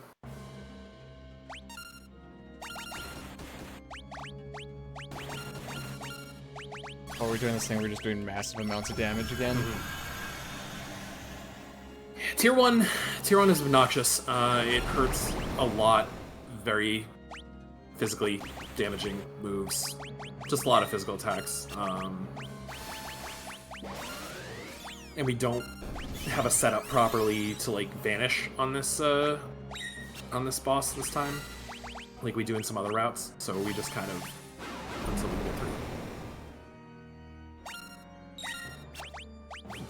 Tiers are semi-scripted. We have a attack pattern we want to execute, but based on there's another crit throw. Based on the attacks you get, sometimes you have to adapt a bit differently. So then that's the first time that it actually went well. Yep, that actually worked. That's good. That's how a fight's supposed to go. So that is the scripted tier 1. That is perfect. And so what this sets up is by Gogo taking the last turn, you have both Shadow and Mama-san Celis both having full ATB. So you can immediately Siren, and then you can start the damage with Celis. And I think we decided, too, that we're probably going to have Shadow physically attack power when he gets the next turn. So just make sure the Mimic fires off on the shield and not on... Yeah. On the fight, because so oddly enough, the one of the parts of this tiger is weak to ice, so the ice shields do massive damage. Terra Tranced ice shield does, I think, max damage on every crit. Another crit, and so we'll use a lot of ice because then we got Zaga, and then we'll just try to whittle down the parts that survive. So this actually might kill 2 of the parts. Yeah, this is going to kill 2 of them. And we're going to hope that Celis doesn't keep getting punched here. The Mimic might kill. It very well might. Yeah, I just straight up went with it.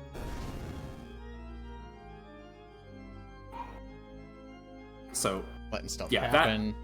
That Shadow physical, oddly enough, is what puts the damage over on power on the top right one, and kills him. So, yep. Yep, and sure enough, that's a really good tier 2, honestly. Like, that is exactly what you want. So far, so good.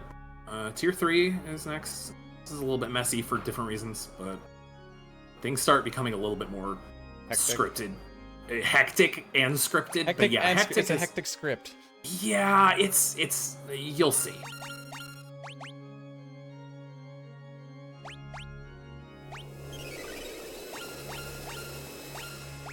We need to wait for them to attack, just so we don't get a white between actions here.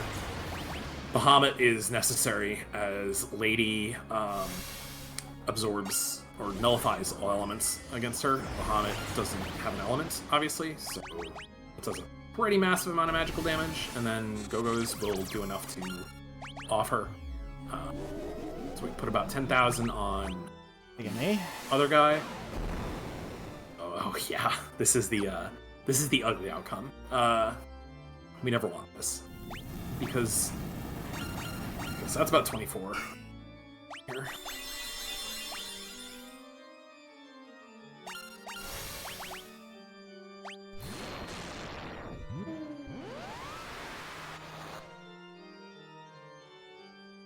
Keep in mind you Mega Elixir for 2. Did I Mega Elixir? You're supposed to Mega Elixir on 2. Okay, why do I feel like I guess. It's fine.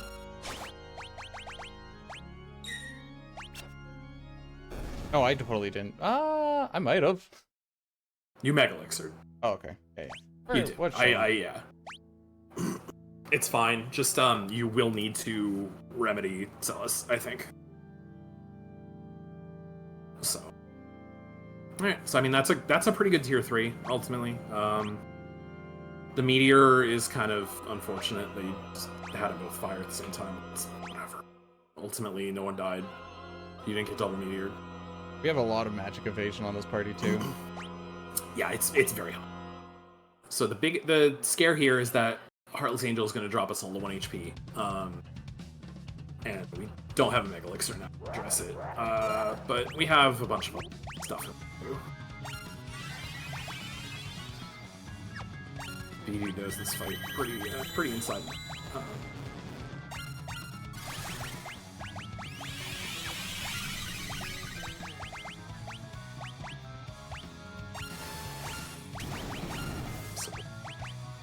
We'll get the Thunder Shield off of Shadow, we'll get it off of Gogo when we have a chance, and we'll be throwing those on...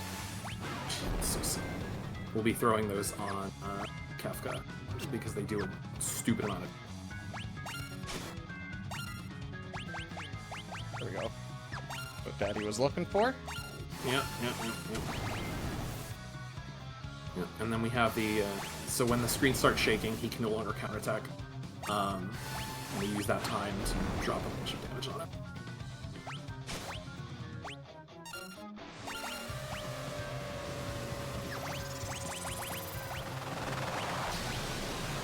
So a lot of flame rods.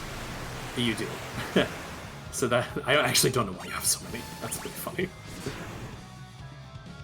So I figured that is time. That is time. GG. Yeah, golden tears by a minute. Yep. That's awesome. That was a great tears. So we sometimes you can save the Mega Elixir for final instead of tier 3, but it seems like it works pretty good either. Yeah, I totally SNES pilled that. Oh, it's fine. It's fine. You had the backup ready to go. So yeah, it was a 6-12-12. That's really good. Like, considering you lost over 15, you lost like 15 minutes on Doomgaze. Like, 15 minutes on Doomgaze and 8 minutes on my great. Accidentally teleporting out. Yeah. Yeah. That's. I mean, overall, that's a pretty solid. Oh.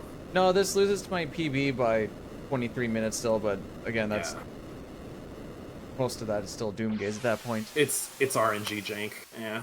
All things considered, I think that's pretty solid. Yeah, I want to thank Really Longathon for letting me do this run. I'll be back again tomorrow with some CT as well, but this was a fun one. Lion, thank you so much for routing this, first of all, and then popping in on the commentary for me. Yeah, thank you so much for having me. This has been a blast. I'm sorry that I had to put you through this, but I really appreciate that you make it look so good. I try my best. But there's a little bit of a improv going on in there, but yeah, a winner is us at the end of the day. Yep, absolutely.